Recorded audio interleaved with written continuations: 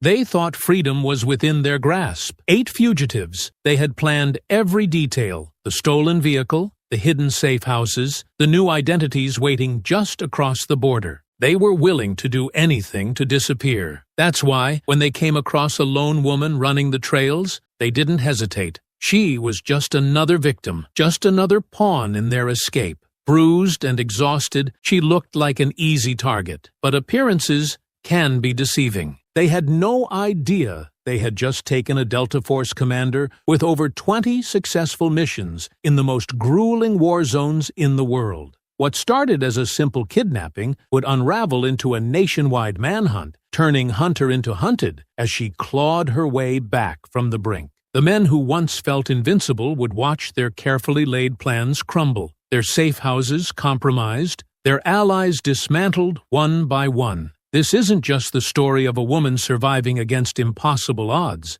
This is the story of how 8 ruthless criminals thought they had won, until they realized they had kidnapped the worst possible person. Before we go any further, comment where in the world you are watching from, and make sure to subscribe. Naomi Cole pushed herself harder as she ran along the dirt trail, keeping a steady rhythm. She had been on the trail for over an hour, the crisp morning air filling her lungs as she maintained her pace. The national park stretched for miles in every direction, with nothing but dense forest around her. It was peaceful, isolated. That isolation had been part of the appeal. She had spent years in the military, always surrounded by people, never able to let her guard down. Running gave her the space she needed, a time to think, a time to forget. But something felt wrong. She caught a glimpse of movement to her right, a shadow slipping between the trees. She didn't react, keeping her breathing controlled, her pace steady. She wasn't armed, wasn't expecting trouble, but she had learned to trust her instincts. The forest had been alive with the sounds of birds and insects just minutes ago. Now it was silent. Ahead, off the trail, a black SUV was parked at an awkward angle near the tree line. The driver's door was open. She slowed, pretending to check her watch. The vehicle was covered in dust, the license plate barely visible. There was no one inside, but she could see movement near the trees, more than one person. Then she heard the sound of footsteps behind her. She turned, and a man was already lunging at her. Naomi shifted her weight and sidestepped, letting him stumble forward. He was tall, thick arms covered in tattoos, his face sunburned and unshaven. She barely had time to register him before 2 more men emerged from the trees, blocking the trail. Another stepped out from behind the SUV. There were 8 of them in total. She sized them up quickly. Prison uniforms, torn and dirty, mixed with stolen civilian clothes. Some carried makeshift weapons, pipes, a crowbar, a hunting knife. They looked like they had been on the run for days. But that didn't make them any less dangerous. A man with slicked-back hair stepped forward. He was leaner than the others, but there was confidence in the way he carried himself. He smirked. "No need to run. You're exactly what we needed." Naomi's muscles tensed. She didn't know who they were or what they wanted. But one thing was clear. They had been waiting for her. She wasn't going to let them take her without a fight. Naomi kept her stance neutral, her breathing steady, but her mind was already analyzing the situation. 8 men, all rough, all tense, all expecting her to react a certain way. They had her surrounded, cutting off the path ahead and blocking her retreat behind. It wasn't a sloppy formation, but it wasn't professional either. These weren't trained men. They were hardened by something else. Prison. The leader stepped forward, just enough to establish himself as the one in charge. He was lean, his slicked-back hair and worn leather jacket giving him the look of someone who thought he was untouchable. The way the others lingered behind him, waiting for his reaction, told her everything she needed to know. He was the one calling the shots. "You're a long way from help," he said smoothly. His voice was calm, almost friendly. But Naomi knew better than to be fooled by that kind of tone. "Ain't exactly a good place to be alone, wouldn't you say?" Naomi didn't flinch, didn't look away. She had spent too much time in too many dangerous places to be intimidated by a few men who thought their numbers made them powerful. "Seems to me you're the ones with the problem," she said evenly. A few of them chuckled at that, but it was the kind of laugh that didn't reach their eyes. The leader smirked, tilting his head slightly. "You don't know what's going on, do you?" He gestured lazily toward the SUV parked near the trees. "Take a guess." She didn't need to. She had already figured it out. "You broke out of prison," she said. The smirk widened. "That's right. 8 of us. Fresh out. And wouldn't you know it, the whole damn state is on high alert. Cops everywhere. Roadblocks. Patrols. Ain't exactly the kind of welcome wagon we were hoping for. And I'm supposed to care because—" The man's grin stretched wider. But there was a sharpness behind it now. "Because we need a way through. We need someone to help us pass the roadblocks, past the cops. And look at that. Right place. Right time." One of the other men, a stocky guy with a crooked nose and a fading black eye, crossed his arms. "I still think we should just take her stuff and move on. You think we're just going to walk through a roadblock looking like this?" The leader shot back, waving at their mismatched stolen clothing and prison tattoos. "We need a damn reason to be there. She's it. She's a runner," another man muttered, eyeing Naomi. He had a sunburnt face and a thin, wiry build, the kind of guy who had been surviving on his nerves alone. "She ain't gonna get us past cops. She ain't just a runner," a deeper voice rumbled. Naomi turned her head slightly toward the one who had spoken. A massive man with a thick build and a shaved head. He was bigger than the others, broader, the kind of person who didn't need to carry a weapon, because his body was the weapon. He had been watching her closely, and Naomi knew exactly what he had seen. The way she had kept her feet positioned, the way she hadn't panicked, the way she had sized them up the moment they surrounded her. He had picked up on it. The leader turned to him. "Something you want to share, Brick?" The big man, Travis Brick Walker, didn't take his eyes off Naomi. "She's not scared." The others didn't seem to know what to make of that. Naomi stayed quiet, letting the moment settle, letting them wrestle with the fact that she wasn't reacting the way they expected. "Don't matter," the leader said after a moment, brushing it off. "She don't gotta be scared. She just has to cooperate." Naomi exhaled slowly. "And if I don't?" The leader sighed, running a hand through his slicked-back hair. "Lady, don't make this harder than it needs to be." Naomi didn't move. "That's not an answer." The leader was about to respond when one of the men, a younger guy with nervous energy radiating off him, took a step forward. "What if she tells the cops?" His voice had an edge of panic in it. "What if she gives us up?" The leader turned his head slightly, looking at him over his shoulder. "You planning to let her go?" The younger man hesitated, then shook his head. "I'm just saying, man. This is stupid. This ain't part of the plan. We were supposed to get out, lay low, find a way to move without heat. This is asking for heat. She's our way through," the leader repeated, his voice losing patience. "We take her.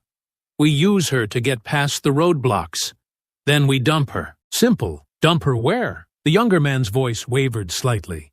The leader turned fully now, his posture shifting, his smirk gone. "You ask too many damn questions." The nervous guy swallowed hard, but didn't argue further. Naomi was watching closely, listening to every shift in tone, every crack in their unity. The younger one was afraid. He wasn't fully committed to this. That meant weakness. "Look," the leader said, turning back to Naomi. "This don't gotta be a fight. You walk with us nice and easy. Nobody gets hurt. We get through the roadblock, and you go on your way." Naomi didn't believe that for a second. She had been in situations like this before, had heard variations of that same line. It was never that simple. "Or," the leader continued, "you can make this real messy, real fast." Naomi kept her breathing steady. She could feel the tension settling around them, a charged moment where everything could shift in an instant. They were waiting for her to react, waiting for her to show fear or compliance. Instead, she lifted her chin slightly, meeting the leader's gaze head-on. "I think we both know I'm not going anywhere with you." Silence stretched between them. The leader clicked his tongue, shaking his head like she had just disappointed him. "Shame," he murmured. Then, without warning, one of the men lunged. The second the man lunged, Naomi moved. She twisted her body just as his arms reached for her, sidestepping smoothly as his momentum carried him past. His balance was off, and she took advantage of it instantly, slamming her elbow into the side of his jaw. His head snapped back violently, and before he could recover, she followed up with a quick, precise strike to his throat. He let out a choked gasp as his legs buckled beneath him, collapsing face first into the dirt. For half a second, there was silence. Then everything exploded at once. "Get her!" Naomi was already moving, her body twisting as another man grabbed at her from the side. She wrenched her arm free and drove her knee into his stomach, feeling his breath rush out as he doubled over.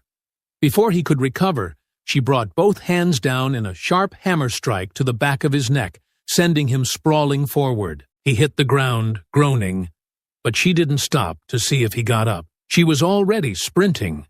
She wasn't trying to escape.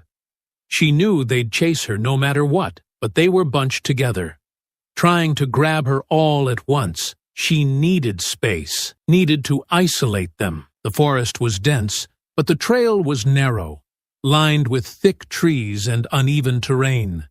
Naomi used it to her advantage, cutting sharp angles, darting between trunks, forcing them to react instead of plan. She could hear them shouting, crashing through the underbrush after her. "Cut her off! Move your ass! She's getting away!" A branch snapped to her right. Naomi turned just as a stocky man, Rust, the one with the busted lip, lunged from the side. She reacted instantly, planting her foot and dropping low, sweeping his legs out from under him. He hit the ground hard with a strangled grunt, and Naomi was already moving again before he could recover. Footsteps pounded behind her, and she heard the unmistakable sound of breathing too close.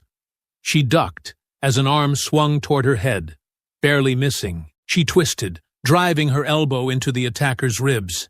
He grunted, staggering back, but another pair of hands reached for her from the other side. She spun away, moving fast, but they were adjusting now, trying to predict her movements. "She's too fast!" someone shouted. "Shut up and grab her!" Naomi saw the tree line ahead breaking into a small clearing, just enough space for them to spread out again. She had to make a choice. Stay in the thick of the woods and keep moving, or turn and take another one down before they boxed her in. A shadow shifted in the trees ahead. Someone was trying to get in front of her. She didn't stop running, but she adjusted her course, angling slightly to the left. The second she broke through the clearing, she saw the man waiting for her. Thin, wiry, sunburnt, his stance tense but unsteady, slim. He had positioned himself to cut her off, but he wasn't ready for how fast she closed the distance. Naomi feinted left, forcing him to react, then snapped her foot into his knee. He yelped, stumbling, and she slammed her shoulder into his chest, sending him crashing to the ground. Shouts rang behind her, and she knew the others were catching up fast. She turned, ready to move again, but something slammed into her side. A solid mass, all brute strength and force. Brick. The impact took her off her feet. She hit the ground hard, the air rushing from her lungs as his weight bore down on her. His hands locked onto her wrists, pinning them into the dirt. "Enough of this," he growled, his grip tightening. Naomi struggled, twisting, trying to free herself, but he was too damn big, too heavy. His sheer size alone was enough to keep her locked down, no matter how well trained she was. "Don't kill her!" Vinny's voice cut through the chaos.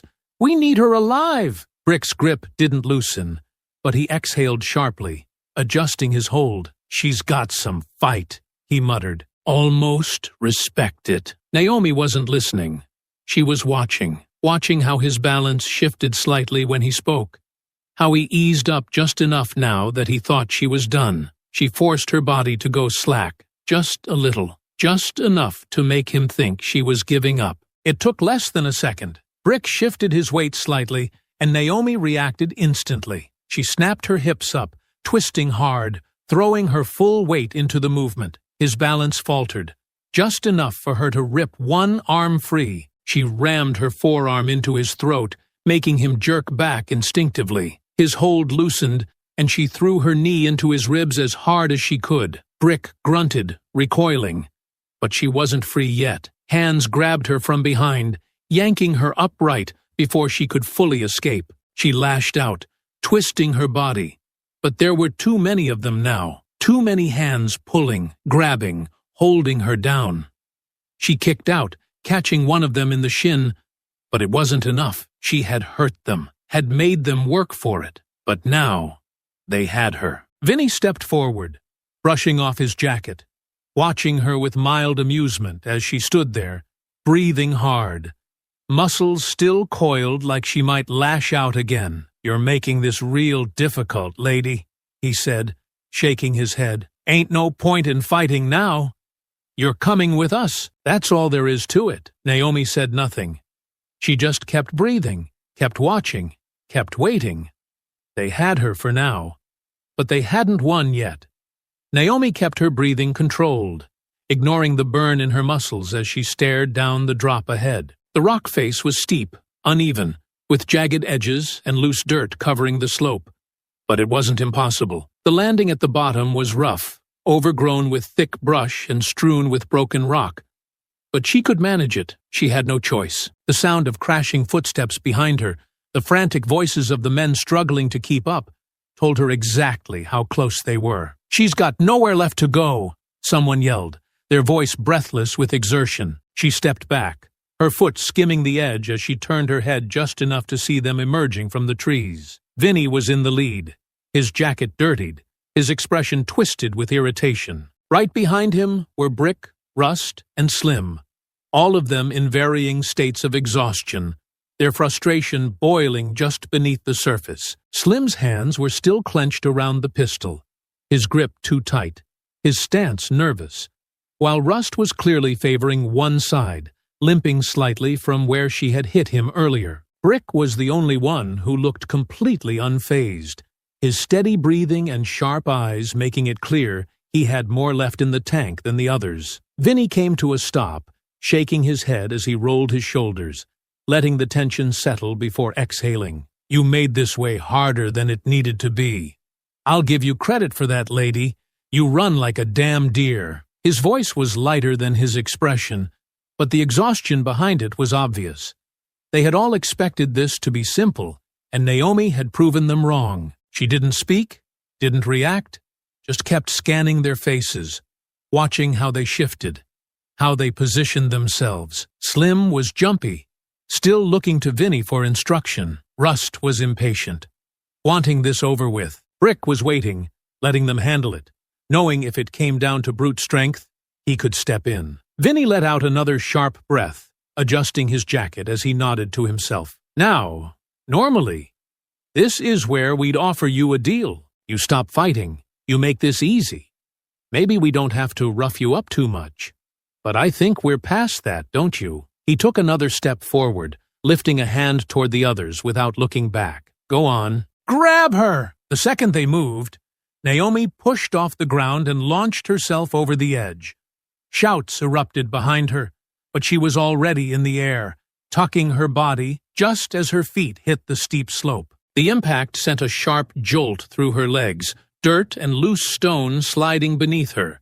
But she rolled into the motion, absorbing the force, keeping her momentum as she hit the ground hard. She felt her muscles protest, but she didn't stop. She pushed forward immediately, sprinting through the uneven terrain, forcing herself to move before they could find another way down. More shouting from above. She jumped! Go around! The terrain was rough, thick with trees and broken rock, but it gave her cover. She moved fast, weaving through the undergrowth, keeping low, listening for any sound that told her how quickly they were following. For a few seconds, it felt like she had finally bought herself some real distance. But the illusion didn't last long. The unmistakable sound of footsteps crashing through the brush sent a fresh surge of adrenaline through her. She turned her head slightly, just enough to see Brick moving through the trees at an alarming speed. He had taken the drop better than the others, his heavy frame unbothered by the rough landing, and he was gaining fast, He wasn't just running on anger or adrenaline like the others. He was methodical, efficient, tracking her like a predator that knew its prey was already exhausted. Naomi gritted her teeth, pushing harder even as her body screamed at her to stop. Ahead, a low branch stretched across her path, just high enough to use. She grabbed it without slowing down, using the momentum to swing herself forward, planting her feet on a thick tree trunk and kicking off just as Brick reached for her. He lunged, fingers brushing against the air where her arm had been. But she had already propelled herself forward, landing hard and rolling before taking off again. The forest ahead was denser, the ground uneven, the roots thick and tangled. If she could just keep going, if she could force them further away from their vehicle, further into terrain they weren't familiar with, she could shift this in her favor. A gunshot rang out. Naomi barely had time to react before bark exploded against the tree beside her, the sharp crack sending splinters flying in all directions. She didn't stop moving, throwing herself behind the nearest cover, her heart hammering as Slim's voice echoed through the trees. "You dumbass!" Vinny's voice was furious. "I said, we need her alive. I wasn't aiming at her." Slim yelled back, his voice panicked. "I was just trying to make her stop." "You keep shooting like that, you're gonna make her stop permanently." Naomi exhaled through her nose, steadying herself against the rough bark. They had a gun. That changed things. Before, she had been able to keep pushing forward, but now she had to be more careful. She wasn't trapped yet, but if they got a lucky shot or forced her into a bad position, everything would shift in their favor. She forced herself forward again, her body protesting every step. The ground beneath her was getting rockier, the trees thinning out, and that was when she saw it. A drop. The land cut off sharply just ahead, the dried-out river carving a sheer 20-foot cliff into the landscape. The bottom was jagged, filled with loose stone and thick brush, and there was no easy way down. She skidded to a stop, her breath heavy, her mind racing. She heard them closing in behind her, their footsteps thundering against the dirt. She was running out of options. She stopped! Rust's voice was closer now, his breathing ragged. "She's cornered!" Naomi turned slightly, her eyes flicking between the edge and the figures moving toward her through the trees. Vinny stepped through the undergrowth first, his smirk returning when he saw the cliff behind her. He stopped just a few feet away, glancing over the edge before shaking his head, amused. "You just don't know when to quit, do you?" She clenched her fists, her muscles aching, her body screaming at her to move, but she was out of time. "All right, enough of this," Vinny muttered, waving a hand. "Brick, grab her!" She barely had time to react before Brick surged forward, his massive frame closing the distance in an instant.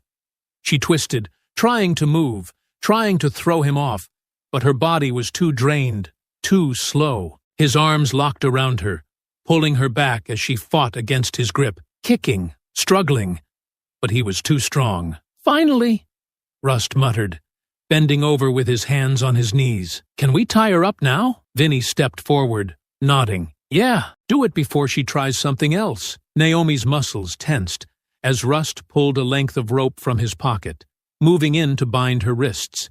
She forced herself to breathe, forced herself to stay calm, searching for anything, any last opening she could use to break free. Nothing. She had run, had fought, had dragged them through every obstacle she could.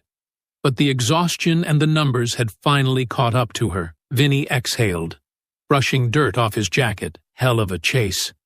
You almost made me work for it." He gave her a slow, knowing smirk. "Almost." Naomi said nothing as the rope tightened around her wrists, the rough fibers biting into her skin. She had lost this round. But she wasn't done yet. Naomi clenched her jaw as Rust yanked the rope tighter, the rough fibers digging into her wrists, securing her hands behind her back. Her breathing was steady despite the ache in her limbs, despite the exhaustion pulling at her muscles. She could feel the heat of their eyes on her, the weight of their stares filled with frustration, anger, and something darker beneath the surface. They had her now, but they weren't celebrating yet. "All right," Vinny muttered, rolling his shoulders before turning to the others. Let's get her the hell out of here. Brick tightened his grip around her arm, his strength unrelenting as he hauled her forward, dragging her across the uneven ground. Naomi's boots dug into the dirt for a moment, instinctively resisting, but the effort was wasted. She could barely keep herself upright, her body still recovering from the chase, and the last thing she needed was to burn the little energy she had left. She let them pull her along, keeping her breathing slow, forcing herself to take in every detail. The forest was still thick around them, but she could see the trail ahead breaking open, leading toward where they had left their stolen vehicle. They had been trying to get her back to it from the start. Now, they had what they wanted. Slim was still gripping the pistol, his fingers twitching around the handle as he threw wary glances in her direction. He hadn't gotten over his nerves, hadn't settled back into the same cocky ease the others had. His hands were clammy, his jaw tight. She could see it in his posture. He hadn't expected her to fight back like she had. Rust wiped the sweat from his brow, shooting Vinny a tired glare. What the hell's the plan now? That roadblock's still up, and we've wasted enough time screwing around in the woods. Vinny didn't answer right away. He walked ahead of them, leading the way back to the vehicle, his hands resting on his hips as he took a moment to think. He wasn't as calm as he was pretending to be. Naomi could see it in the way his fingers twitched slightly, in the way his shoulders stayed just a little too tense. This hadn't gone the way he planned. We'll figure it out, he said finally, his tone clipped. But we're not leaving her behind. She's still our best shot at getting through the roadblock.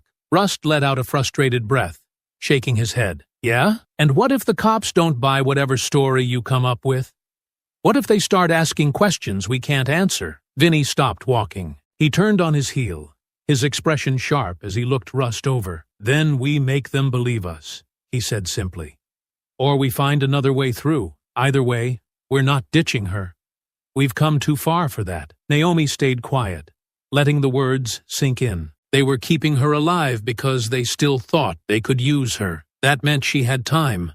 Not much, but enough. Brick gave her arm another sharp tug, pulling her forward, his grip a silent warning not to test him. She kept her feet moving, staying just ahead of Rust and Slim as they made their way back toward the clearing where the van sat waiting. The vehicle was parked just off the trail, partially hidden by thick brush.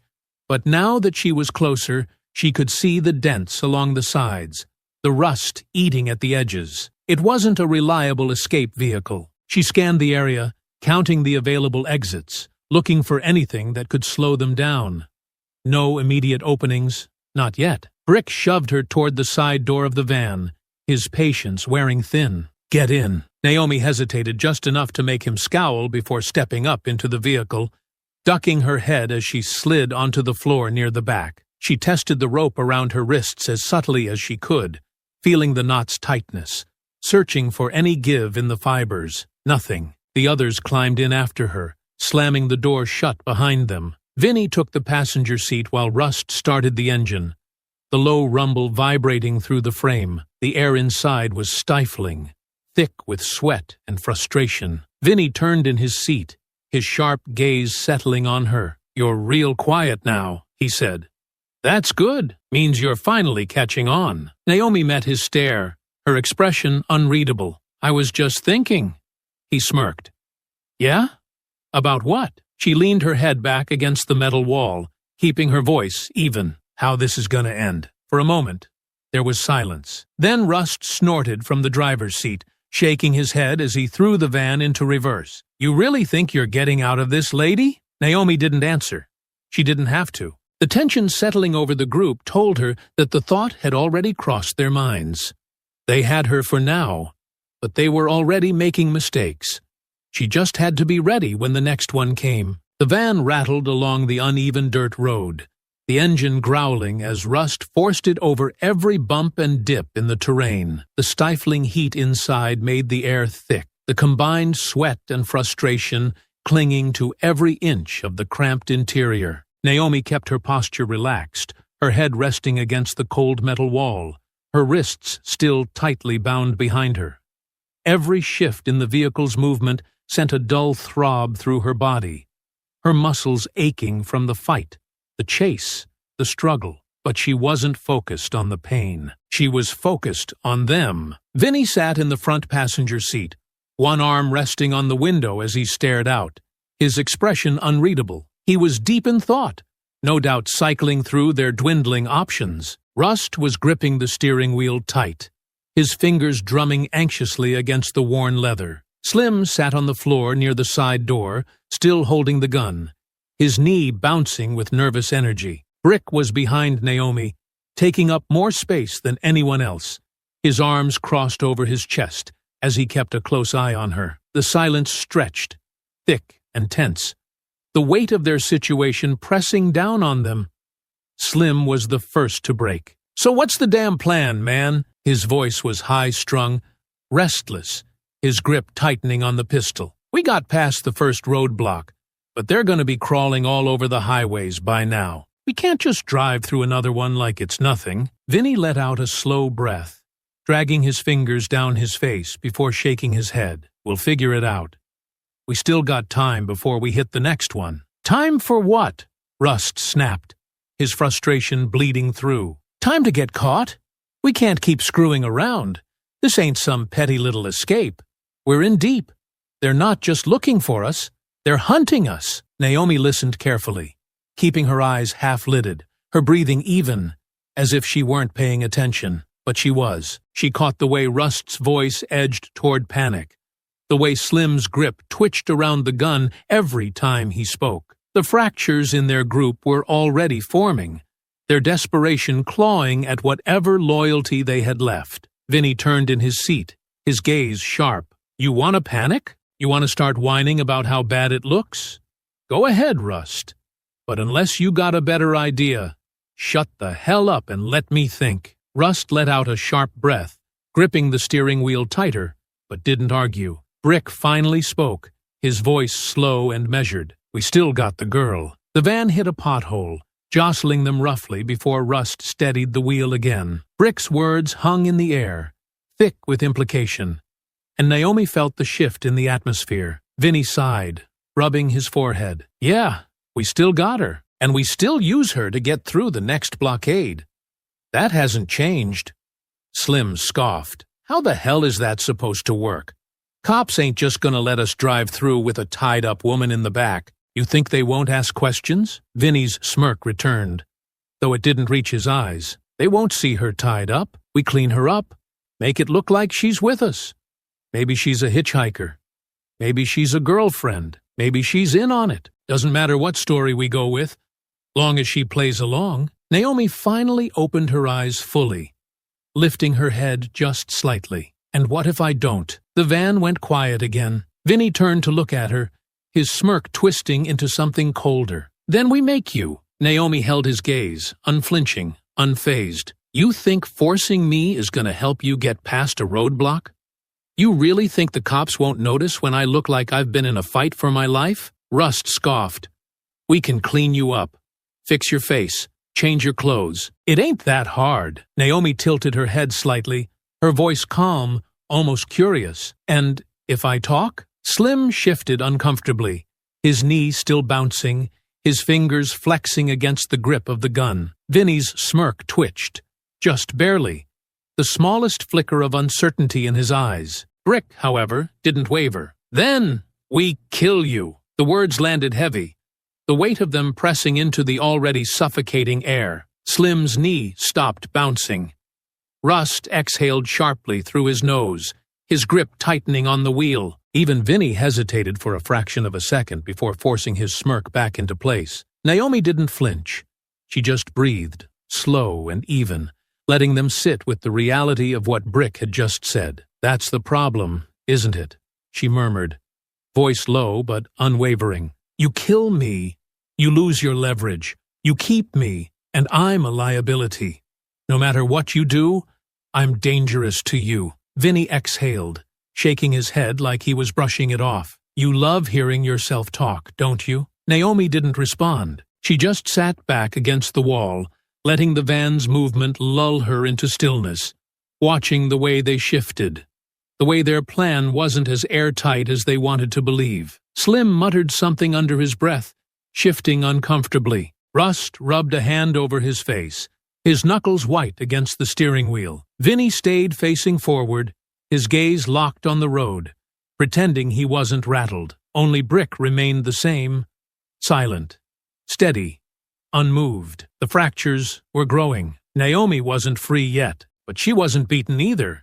She just had to wait for the next crack to split them open. The van rocked over uneven pavement as they hit the main road, the worn-out suspension making every bump feel worse than it was. Naomi stayed still, her back pressed against the metal wall, her arms pinned behind her, but her mind was working constantly. Every shift in their tone, every flicker of uncertainty, every moment of silence between them was another crack forming. They had the numbers. They had the gun. They had her hands bound behind her back. But they weren't in control. Not really. Rust was gripping the steering wheel too tightly, his knuckles pale, his shoulders tense. His earlier frustration had turned into something else. Exhaustion, maybe even doubt. Slim was still cradling the pistol, but his nervous energy wasn't fading. If anything, it was getting worse. He wasn't used to this, wasn't built for it. He was the kind of man who talked big, but folded under real pressure. Brick was unreadable, sitting with his arms crossed, his breathing steady, his presence heavy in the already cramped space. He wasn't worried about how the others were thinking. He was only focused on the task ahead. And then there was Vinny. Vinny still had his smirk, still acted like he had everything figured out. But Naomi could see the strain behind his eyes. He wasn't the leader because he was the smartest or the strongest. He was the leader because the rest of them needed someone to tell them what to do. But now that things weren't going according to plan, he was running out of ways to keep them in line. Naomi let her head tilt slightly against the metal wall, exhaling slowly, watching them. The tension in the van was thick, the hum of the road beneath them the only sound for a long time. "You're all quiet," she said finally, her voice calm, measured. "You didn't have a backup plan, did you?" Vinny didn't turn around, but she saw the way his jaw clenched. "Oh, we got plans. Just fine. Don't worry about that." "Do you?" Naomi asked, keeping her tone level. "Because from where I'm sitting, it looks like you're making this up as you go." Slim let out a sharp exhale, his knee bouncing again. "Be quiet." Naomi didn't even look at him. She kept her eyes on Vinny, studying the way his fingers tapped against his thigh, like he was trying to think through the next step, while still keeping his grip on the conversation. "You got past one roadblock, but there'll be more," she continued, pushing just enough to make them shift, just enough to keep them unsteady. "Cops are already tracking you. Maybe not your van yet, but your faces are everywhere by now. You can't walk into a gas station without someone recognizing you." Rust let out a scoff from the driver's seat, but it wasn't confident. "We've handled worse." "You've handled worse in prison," Naomi corrected, "where you knew the rules, where you had a system, people watching your back. You don't have that out here. No walls, no guards, no codes to fall back on. You're not running a gang in a controlled space anymore. You're just running. Silence." She could feel the shift happening, the way Slim's fingers twitched against the gun, the way Rust exhaled through his nose like he was trying to block out what she was saying. She knew what doubt sounded like. Vinny chuckled, low and forced. "You love the sound of your own voice, don't you?" Naomi ignored him. "You're already turning on each other." Slim shifted, his grip tightening. "That's not true." "Really?" Naomi asked, finally looking at him. "Because, from where I'm sitting, you're the one holding the gun, but you're not leading. You're not even deciding what happens next. You're just waiting to be told what to do, hoping no one notices that you're not making any choices yourself." Slim's jaw tightened, but Naomi saw the flicker of something in his expression. "He's doing fine," Rust muttered, but even he didn't sound convinced. Naomi turned her attention back to Vinny, watching as he exhaled through his nose, forcing himself to keep the grin on his face. "That's a nice trick," he said, shaking his head. "Trying to stir trouble. Ain't gonna work." Naomi let her lips quirk into something that wasn't quite a smile. "You sure?" The van jolted suddenly as Rust swerved to avoid a pothole, sending a hard jerk through the cabin. Naomi let her body shift with the movement, using it to test the ropes again, to see if they had loosened at all in the last hour. Still tight, still holding. But that didn't mean they were unbreakable. She kept her breathing slow, watching, waiting. "I don't care what she says," Brick muttered from behind her. His voice was calm, level, completely unbothered by everything happening around him. "We stick to the plan, get through the next roadblock. Then we figure out where we're heading after that." Vinny nodded like he agreed, but Naomi caught the flicker of something else in his expression. Brick wasn't following him. Brick was making his own calls now. Rust ran a hand down his face, shaking his head. "Yeah. And what's after that, genius? You think we just disappear? You think we get across the border and live happily ever after?" Vinny exhaled sharply. "We keep moving. That's what we do." Rust let out a dry, humorless laugh. "That's not a plan.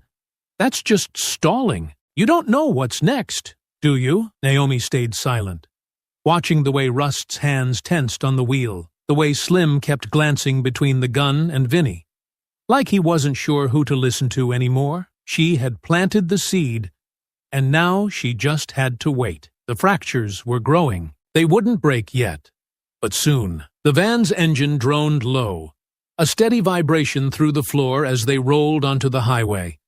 The forest was behind them now, replaced by long stretches of road cutting through open fields and scattered towns. Naomi kept her breathing steady, her wrists still bound behind her back, her shoulders tight from holding the same position for too long. Vinny hadn't spoken much since the last conversation. His smirk had faded, his mind working too hard to come up with a plan that made sense. They were closing in on the next roadblock, and they all knew it. The tension in the van had thickened, pressing down like a weight none of them could shake. Rust's grip on the wheel was stiff, his fingers wrapped too tight, his shoulders hunched like he was preparing for something to go wrong. Slim was fidgeting with the gun again, his knee bouncing, eyes darting to Naomi every few minutes like he expected her to do something. Brick, as always, sat silent, his presence more of a warning than anything else. Vinny finally exhaled sharply, running a hand through his hair. "All right," he muttered. "We do it just like I said. We clean her up, make her look normal. No ropes, no marks, no struggle." He turned in his seat, locking eyes with Naomi. "You're gonna be in the passenger seat. You don't talk unless I say. You smile, you look calm, and you don't do anything stupid." Naomi met his gaze evenly. "And if I do?" Vinny's smirk returned, but it was smaller, more forced. "Then we'll have to make sure you don't get the chance to say anything at all." Rust scoffed under his breath, shaking his head. "This is ridiculous. We're putting everything on the line for this? You really think it's gonna work?" Vinny shot him a glare. "Unless you got a better idea. Shut up and drive." Rust muttered something under his breath, but didn't argue. Naomi kept her expression unreadable, but inside, she was already adjusting her plan. This was risky, but she could work with it. They wanted her in the front seat, visible but controlled. That gave her an opening. Vinny turned back to Brick. "Untie her, but do it slow." Brick reached for the ropes, his large hands working methodically, not giving her an inch of unnecessary movement. As soon as her wrists were free, Naomi rolled her shoulders, easing the tension. But she didn't react beyond that. She kept still, knowing any sudden movement would set them on edge. Slim gripped the gun a little tighter. "I don't like this." Vinny exhaled through his nose, clearly losing patience. "You don't like anything, Slim. Just keep your head straight and let me handle it." Brick nudged Naomi forward. "Move!"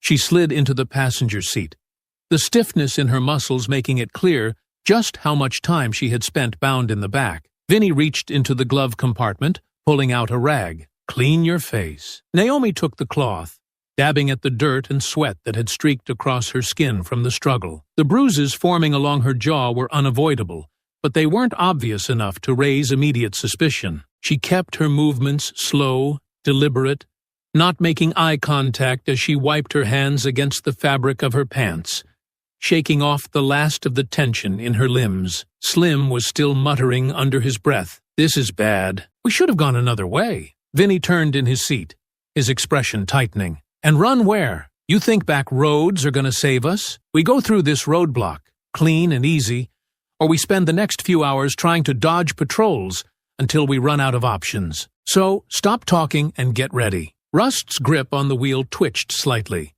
his face tight with stress, but he didn't argue. The road ahead stretched long and open, but in the distance, Naomi could already see the flashing lights, the roadblock. Vinny straightened his jacket, rolling his shoulders like he was getting into character. He glanced at Naomi, his smirk returning just enough to try and sell the illusion. "Play nice, sweetheart. We're almost home free." Naomi didn't react. She just watched the road ahead, waiting. The line of cars leading up to the blockade moved slowly, uniformed officers standing at intervals, scanning each vehicle that passed through. Some were speaking with drivers, others watching closely, looking for signs of trouble. Rust swallowed hard. "Here we go." Vinny leaned slightly toward Naomi, lowering his voice just enough for only her to hear. "Remember, one wrong move, and you won't like what happens next." She didn't answer. She didn't need to. The van rolled forward, inching closer. Naomi kept her posture relaxed, her expression neutral. Just another passenger in just another vehicle. The officer ahead waved them forward, stepping closer to the driver's side window. Rust forced a smile, though it didn't quite reach his eyes. "Afternoon, officer." The man gave a short nod, scanning the inside of the van. "Where you folks heading? Family trip?" Vinny answered smoothly before Rust could stumble over his words. "Had to take a little detour after hitting some bad traffic earlier. You know how it is." The officer barely looked at him.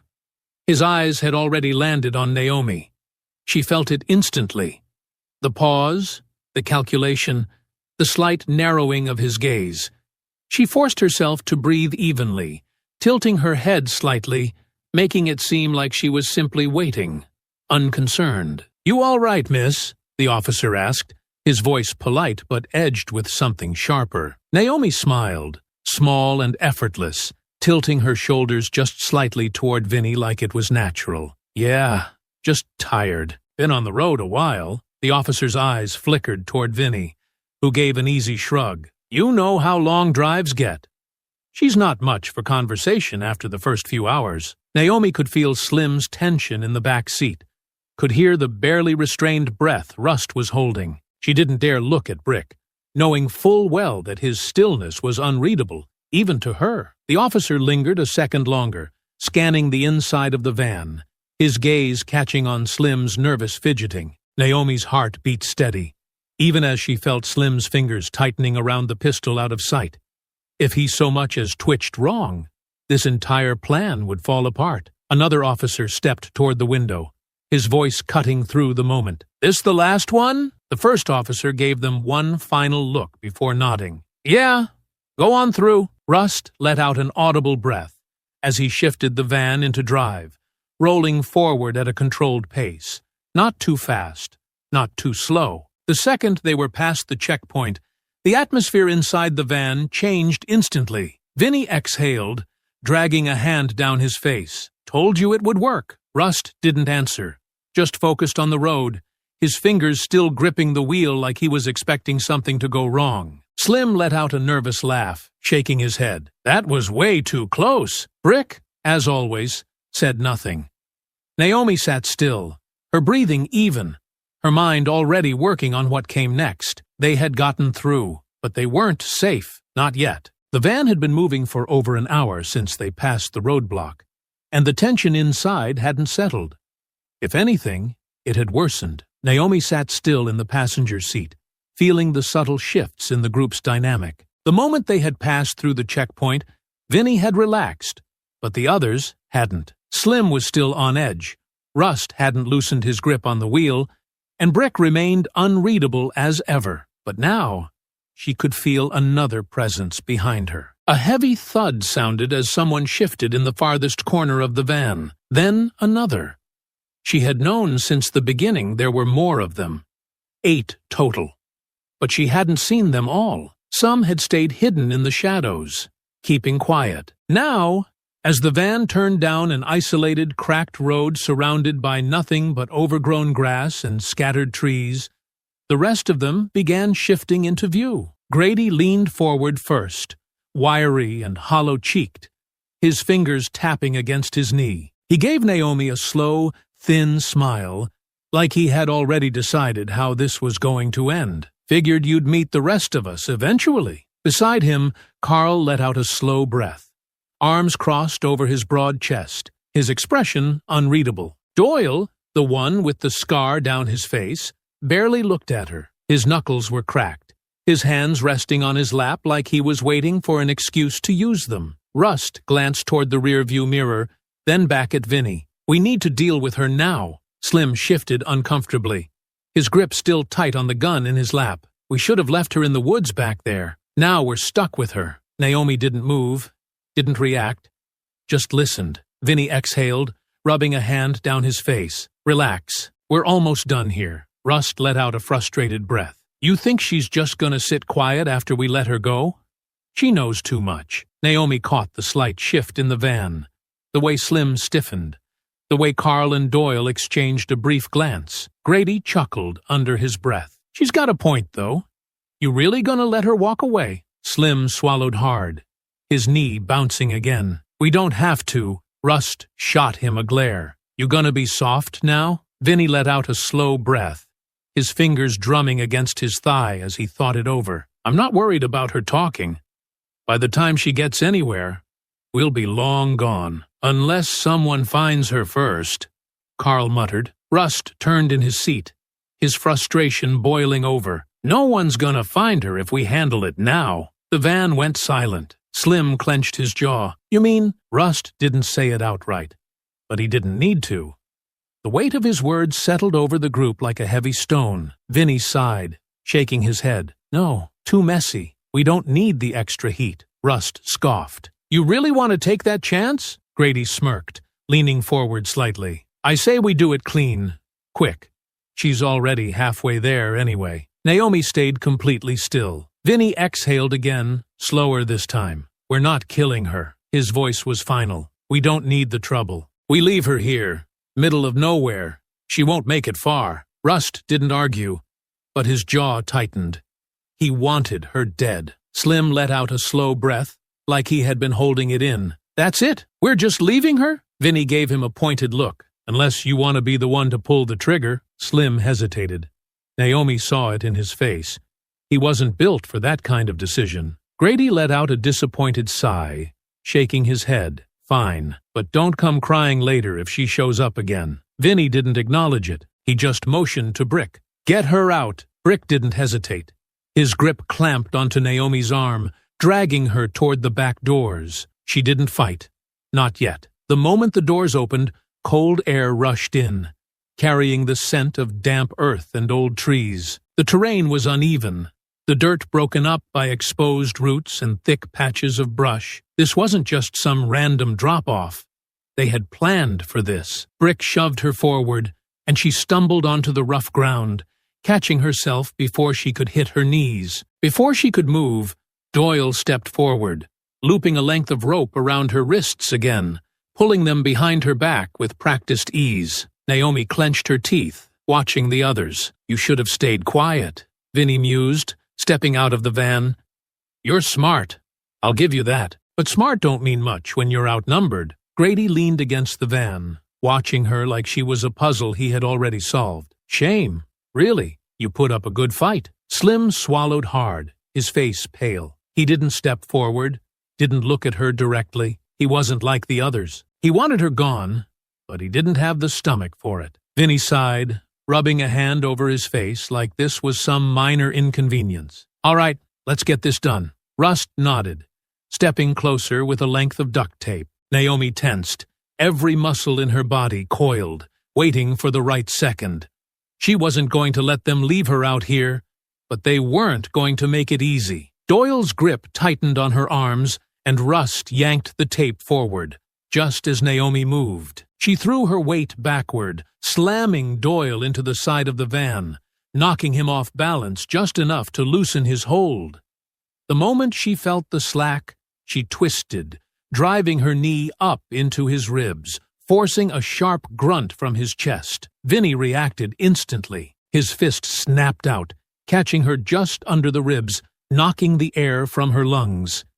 The impact sent her stumbling back, but she stayed on her feet, forcing herself upright. Brick was already moving. Before she could launch another strike, his hands clamped onto her shoulders, spinning her around and shoving her down into the dirt. Her arms wrenched behind her, pain flaring through her shoulders as Doyle regained his footing, grabbing hold of the rope. "Enough!" Brick muttered, his voice as steady as ever. Naomi breathed hard through her nose, keeping her expression blank as the ropes bit into her wrists once more, this time tighter, more unforgiving. Vinny let out a long exhale, shaking his head. That was a waste of time. Rust tore a strip of tape and pressed it over Naomi's mouth, his fingers digging into her jaw as he made sure it was secure. "Not so tough now, are you?" She didn't react, didn't give them the satisfaction of a struggle. Vinny turned to the others, already done with this moment.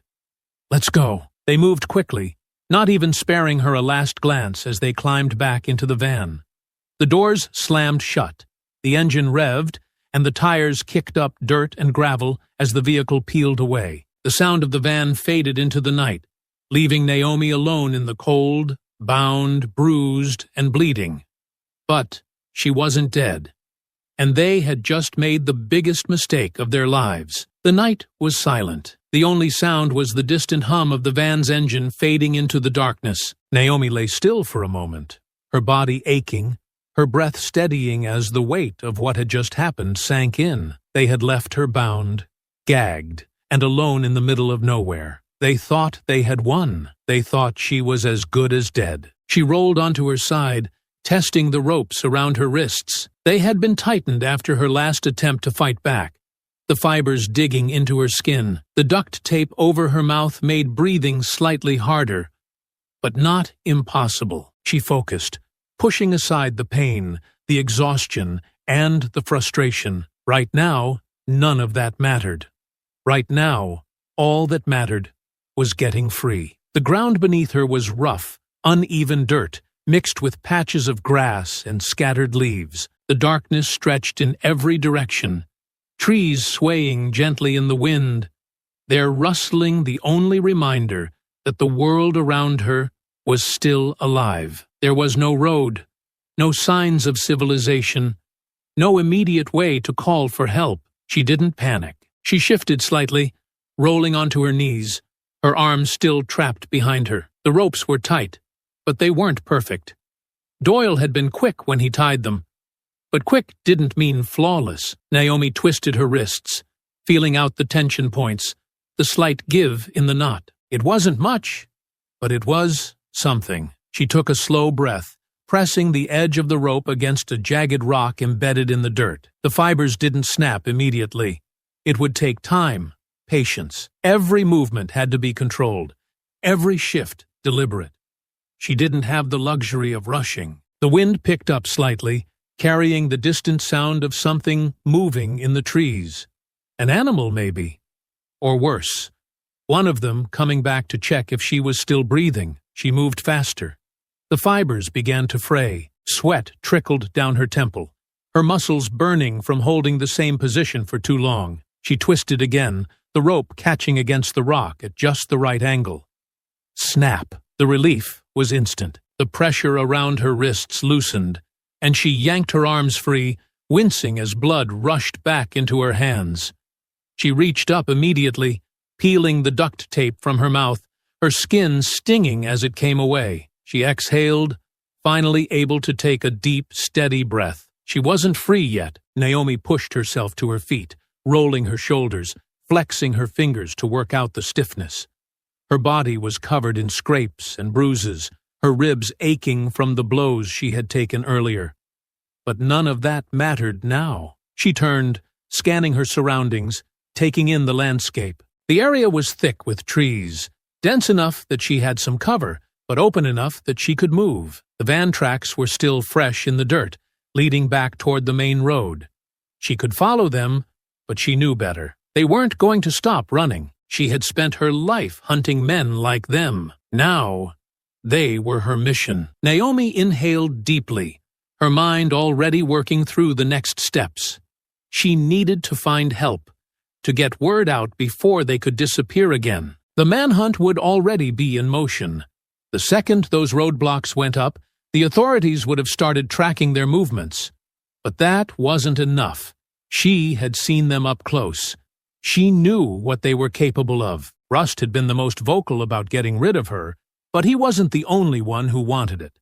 Grady had suggested it without hesitation, and Vinny, despite playing it cool, hadn't argued much. That told her everything she needed to know. They weren't running just to be free. They were running so they could go back to the only thing they knew. Naomi had spent years tracking criminals, understanding their patterns, their mistakes. These men weren't just escaping. They had a plan. They had contacts somewhere, a place to regroup, people who would help them disappear. If she didn't stop them now, they would vanish. And when they reappeared, it wouldn't be as fugitives. It would be as monsters ready to do what they had done before. That wasn't going to happen. She took another breath, calming the storm inside her. This wasn't fear. This was clarity. She wasn't just going to survive. She was going to hunt them down, every last one of them. Naomi moved with a calculated urgency, her body aching but her mind sharper than ever. The night air was cool against her skin, the adrenaline still dulling the worst of the bruises that would come later. The thick forest had been suffocating. But now, as she reached the clearing, she could see the faint glow of headlights in the distance, a beacon against the darkness, a road, civilization, a way to turn this around. She wasn't out of danger yet. She couldn't afford to make a mistake now. The prisoners thought she was dead. But if any of them had second thoughts, if they circled back just to be sure, she had no doubt they would finish what they started. She had to move fast. Pushing forward, she stayed just inside the tree line, keeping to the shadows as she scanned the empty road stretching ahead. It was a quiet, two-lane highway, the kind that barely saw traffic at this hour. She didn't have the luxury of waiting for something better. If she wanted to stop them, she needed to get in contact with someone now. The low hum of an engine cut through the silence, headlights cresting over the distant hill. She stepped forward immediately, moving toward the edge of the road, lifting her arms and waving them down. The vehicle slowed, tires crunching against the gravel shoulder, the driver clearly hesitant as he took in the sight of her. Bruised, battered, and standing alone on a dark road miles away from anywhere. The window rolled down cautiously, revealing a middle-aged man, his expression wary but concerned. "Miss, are you all right?" Naomi didn't waste time. "I need your phone," she said, her voice firm but controlled.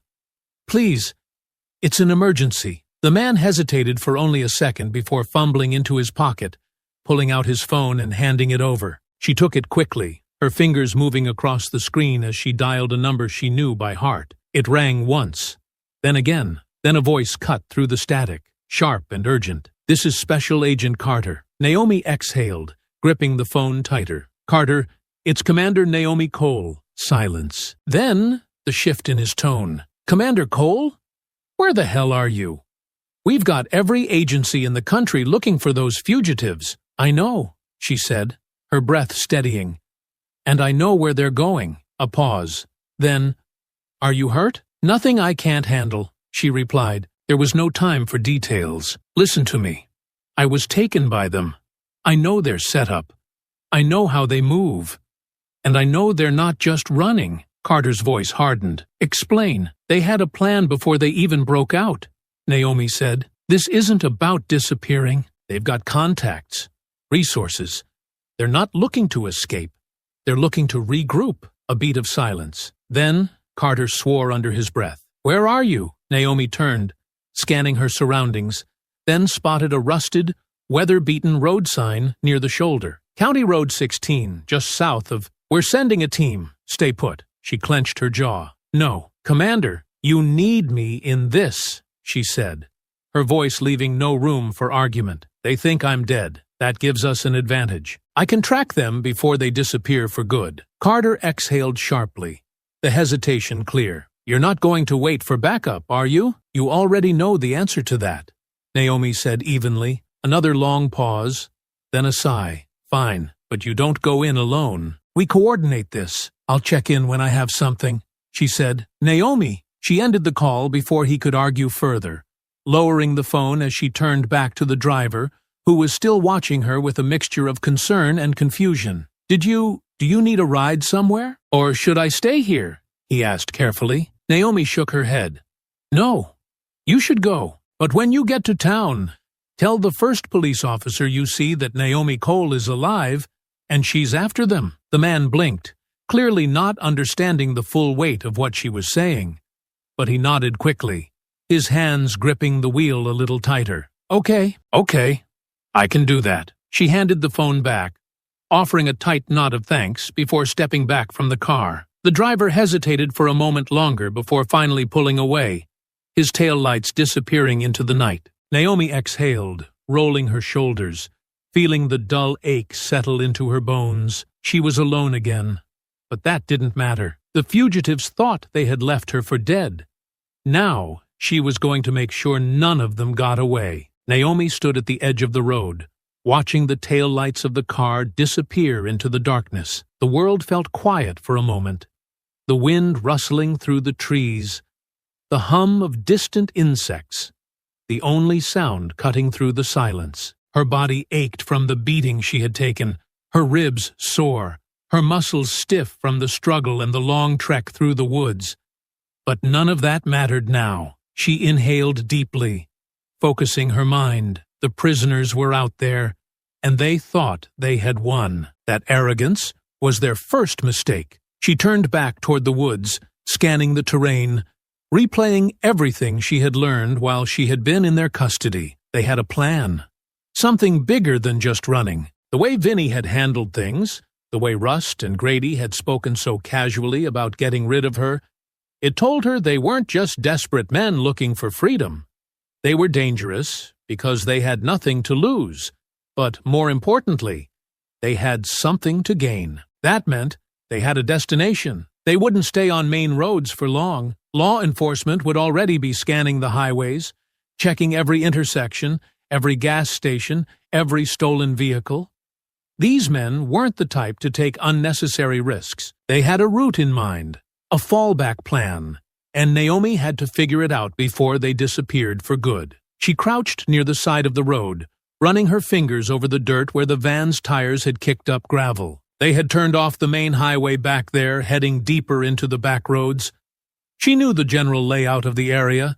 There weren't many places they could go without hitting a town or another checkpoint. If they were smart, they would be heading toward a place where they could get off the grid entirely. There was an old truck stop about 30 miles north, the kind that catered to long-haul drivers, cash transactions, and people who didn't ask questions. If they needed a new vehicle, that would be the place to go. If they were looking to meet someone, it would be a good rendezvous point. She started moving, staying close to the edge of the road, but off the asphalt, keeping to the shadows. She didn't need to travel far, just enough to catch a break, find a ride, and get ahead of them before they had a chance to vanish. Minutes stretched into nearly an hour, her body pushing through the exhaustion until she spotted the faint glow of distant headlights cresting over the horizon. Another vehicle, a truck this time, its rumbling engine breaking the stillness of the night. Naomi stepped forward, waving it down. The truck slowed, the brakes hissing as it rolled to a stop beside her. The driver leaned out, a man in his 60s, his face lined with years of long hauls and hard work. His gaze flicked over her, taking in the bruises, the torn clothing, the sheer determination in her stance. "You in trouble, miss?" His voice was rough, but not unkind. Naomi nodded. "I need to get to the next truck stop.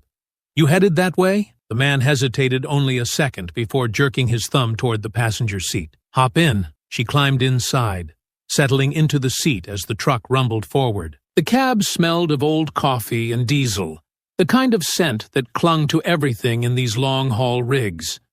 The driver glanced at her again, but didn't press for details. "You sure you don't need a hospital or something?" "I'll be fine," Naomi said, "but I appreciate the ride." He nodded, tapping the steering wheel. "Well, you're lucky I was coming through here. Not many folks on this road at night." She didn't believe in luck, but she wasn't going to argue. They drove in silence for a while, the dark road stretching ahead. Nothing but the hum of the tires and the distant call of night birds outside. Naomi leaned back, closing her eyes for just a moment, letting herself focus. She was getting close. By the time the truck stop came into view, she was already calculating her next steps. The place was dimly lit, a few semi-trucks parked along the lot, their drivers likely sleeping in their cabins. A convenience store sat at the center of the lot, its neon sign flickering. A few people milled around near the pumps, a mix of truckers, night shift workers, and drifters. And then she saw it, a black SUV parked near the edge of the lot, away from the lights. The windows were tinted, the license plate covered in a thin layer of mud. Deliberate. They were here. Her pulse remained steady, but she felt the sharp thrill of anticipation settle in her chest. The driver pulled into the lot, giving her a sideways glance. "This where you needed to go?" "Yeah," Naomi said, already reaching for the door handle. "Thanks for the lift." She stepped out, closing the door softly behind her, scanning the lot as she moved. The air smelled of gasoline and cheap food, the fluorescent lights casting harsh shadows over the pavement. She needed to get closer, confirm if it was them. If they had stopped here, they weren't planning to stay long. Either they were swapping vehicles, picking someone up, or gathering supplies before moving on. Naomi walked slowly, keeping her movements casual, blending in with the handful of people moving around the lot. She angled her path toward the convenience store first, giving herself a better vantage point. As she passed the SUV, she caught a glimpse of movement inside. Two figures in the front seats. She didn't recognize them immediately, but the posture, the way they were sitting, alert, watching the lot, told her everything she needed to know. Back up. That meant the rest of them weren't far. She kept walking, slipping into the store, stepping behind one of the shelves near the window. From here, she had a clear view of the SUV without being seen. One of the men inside lifted his phone, speaking low. A burner. Naomi's mind worked fast. If they were checking in with someone, that meant they weren't moving yet, which meant she still had time. She exhaled slowly. She wasn't just closing the distance now.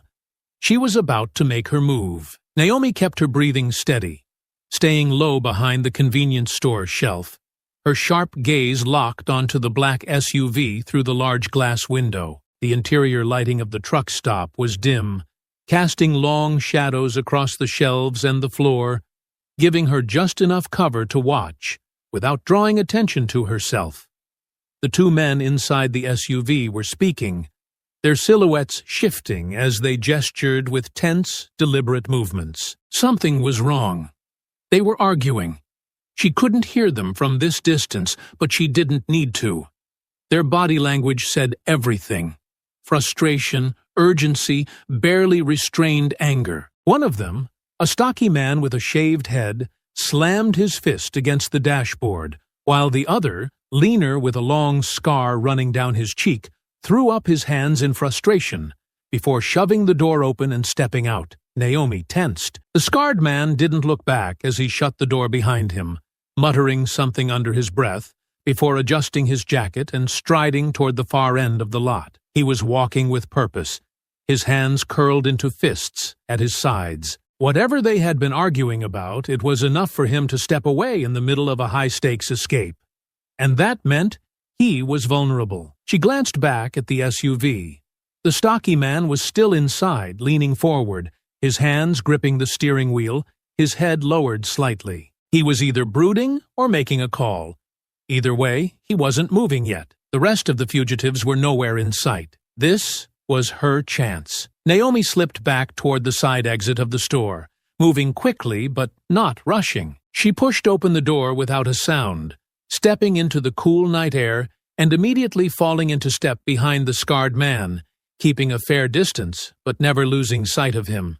He didn't seem to notice her. His posture was stiff, shoulders hunched slightly, his pace quick but uneven, as if his frustration was overriding his instinct to stay cautious. He passed the parked semis, weaving between them, heading toward a row of old storage containers stacked near the edge of the lot. Naomi's pulse remained steady as she followed, slipping between the shadows, her footfalls silent against the cracked pavement. The farther he went, the more isolated the area became. The truck stop lights barely reached this far, leaving only the dim glow of distant street lamps and the occasional flicker of passing headlights from the highway. The sound of the busy lot faded behind them, replaced by the low hum of crickets and the rustling of dry leaves caught in the wind. Naomi's fingers curled slightly, her body prepared to strike. Then, suddenly, the man stopped. He turned his head slightly, listening, his body tense. Naomi froze,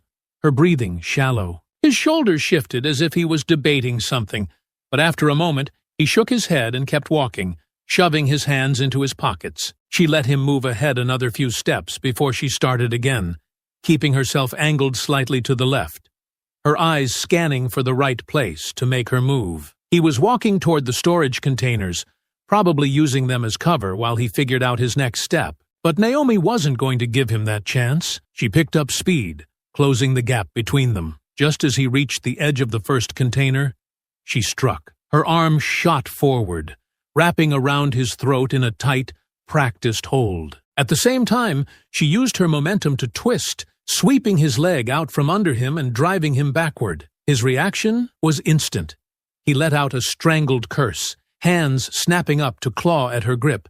But she was already shifting her weight, forcing him off balance. They hit the ground hard, but she stayed on top, keeping him pinned as she tightened her hold. He thrashed, trying to throw her off, but he was panicking now, his movements too wild, too unfocused. Naomi kept her grip steady, pressing down just enough to keep him gasping for breath, keeping him conscious, but too weak to fight back. "Don't make this harder than it has to be," she murmured, her voice low and controlled. The man struggled, his body twitching as he tried to buck her off, but his strength was fading fast.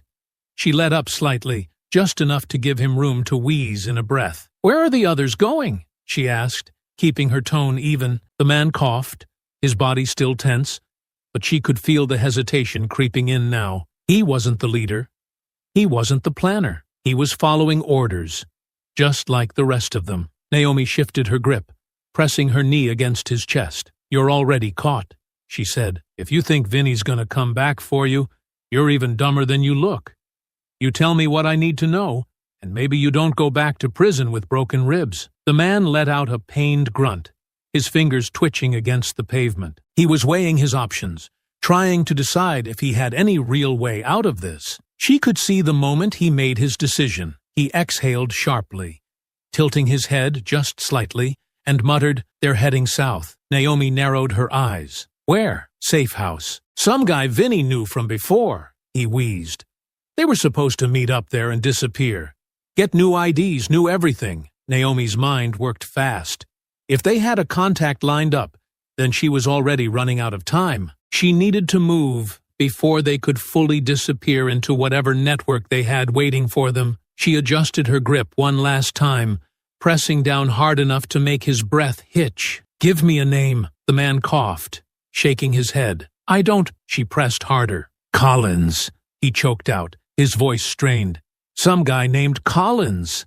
That's all I know." Naomi held him there for another second, memorizing every detail of his expression, his breathing, the way his pulse hammered beneath her grip. Then, without another word, she slammed her elbow against the side of his head, knocking him out cold. She exhaled, standing up, shaking out her fingers as she looked down at his unconscious form. 1 down, 7 to go. She turned back toward the truck stop, her mind already moving a step ahead. She had a name now, a direction, a lead. The hunt wasn't just closing in anymore. It had begun. Naomi crouched beside the unconscious man, her breath steady as she quickly searched his pockets. A cheap burner phone, a folded-up map with some locations circled, and a switchblade. She pocketed the phone and the map, but left the knife.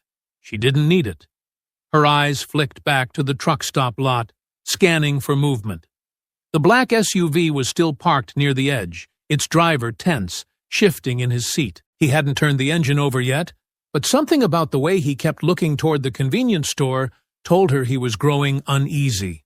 She had to move fast. Flipping open the burner phone, she scrolled through the call log. Several recent outgoing calls, mostly to numbers she didn't recognize, but one stood out: C. Collins. Their contact. She made a mental note of the number before dialing a secure line. The call connected almost immediately. "Tell me you have something."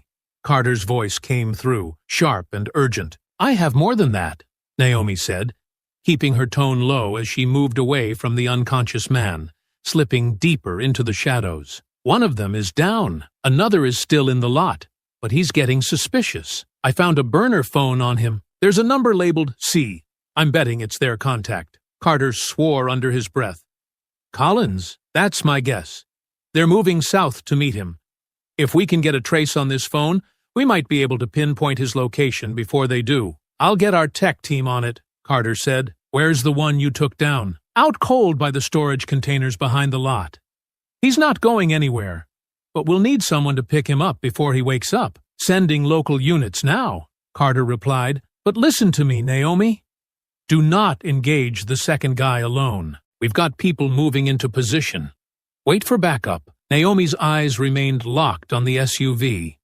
The man inside was shifting, his posture rigid, his fingers drumming against the steering wheel. He knew something wasn't right. "That's not an option," she said. "If he leaves, we lose them again. He'll warn the others, and they'll disappear." Carter exhaled heavily. "I don't like this." "You don't have to," she said. "Just be ready." There was a pause on the line. Then Carter spoke again, more measured this time. "All right.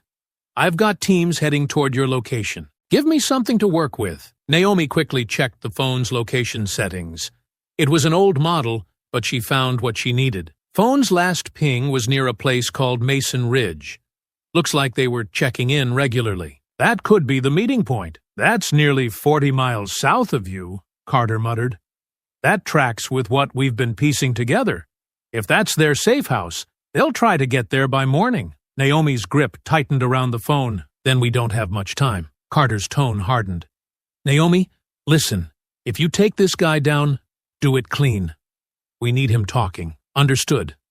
She ended the call before he could say anything else. She pocketed the burner phone and took one last glance at the unconscious fugitive before slipping back toward the truck stop lot. The SUV's driver was still there, still shifting in his seat, but now he was gripping the steering wheel tighter, glancing toward the store again. He was about to make a move.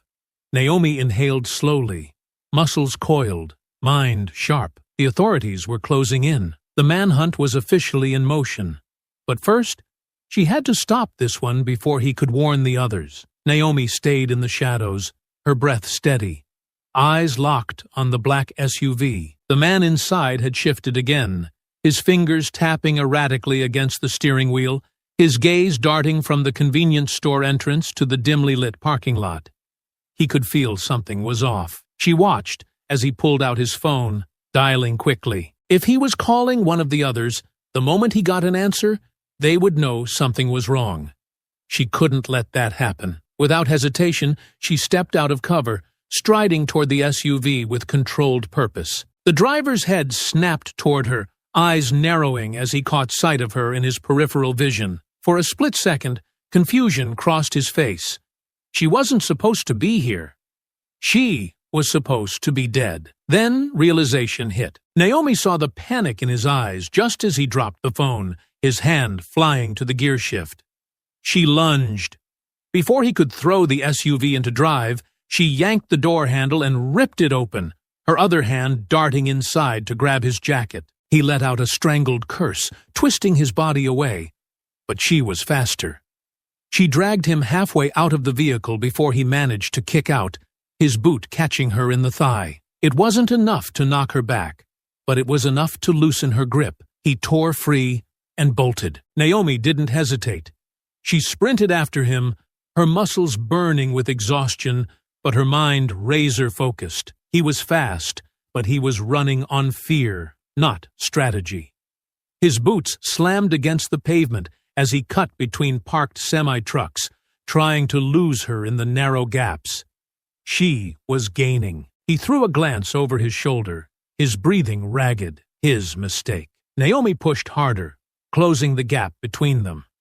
She angled her body, anticipating his next move before he even made it. He veered left, toward the edge of the lot, where the ground dipped into a drainage ditch. She lunged again, this time tackling him mid-stride.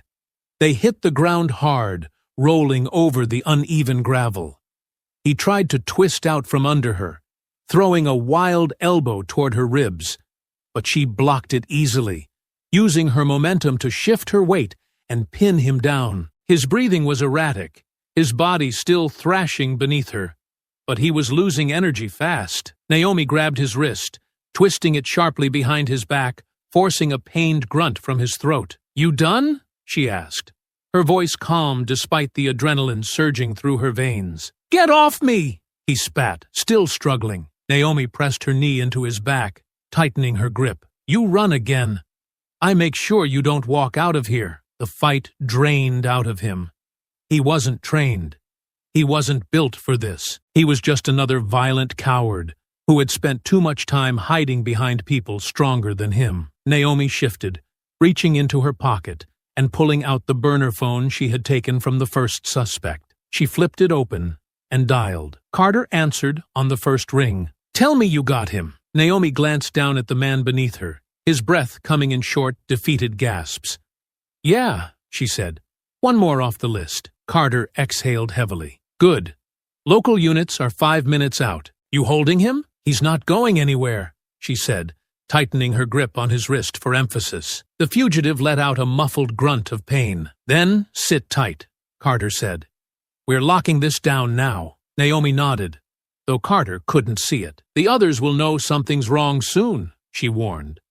"If we're going to catch them before they disappear, we need to move now." "We will," Carter assured her. One by one, Naomi ended the call and exhaled slowly, glancing down at the man pinned beneath her. He wasn't struggling anymore. He was listening. Good. She wasn't done yet. The hunt continued. Naomi didn't move as she waited for the approaching sirens, her knees still pressing into the fugitive's back, keeping him pinned. He had stopped struggling minutes ago, his breath coming in ragged bursts as he realized he had nowhere to go. He was trapped, and worse, he was alone. The others had left him behind, whether they meant to or not. That was the first crack in his confidence. "You're lucky I got to you first," Naomi said evenly, her voice low but deliberate. "The others wouldn't have waited to see if you made it out. They would have left you bleeding in the street." He didn't respond, his face half buried in the gravel, his jaw clenched tight, but his fingers twitched slightly against the pavement. A subtle tell. He was listening. She let the silence stretch for a few seconds, then leaned in slightly. "You think Vinny's going to wait around for you?" she murmured. "Think he's going to risk coming back for you now that he knows we're closing in?" Still nothing.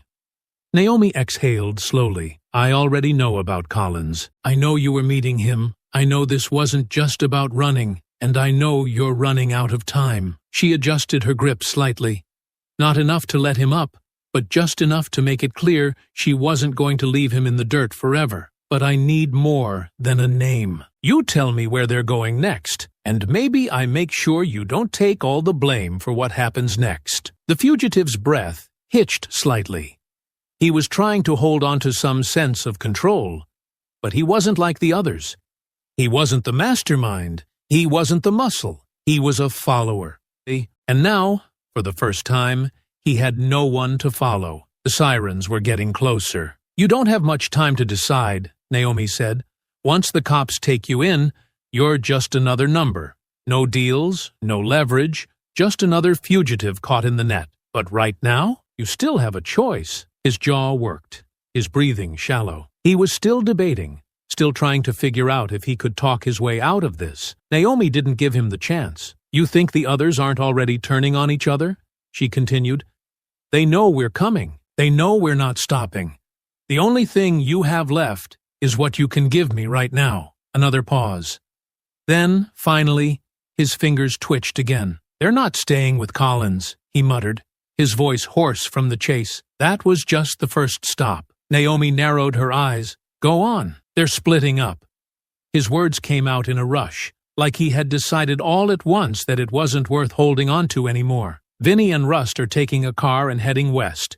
Grady and Brick are meeting someone else, someone outside the city. The others were supposed to lay low until things cooled off. Naomi's grip on his wrist didn't loosen. Where? The fugitive hesitated, but only for a moment. A cabin, near the state line.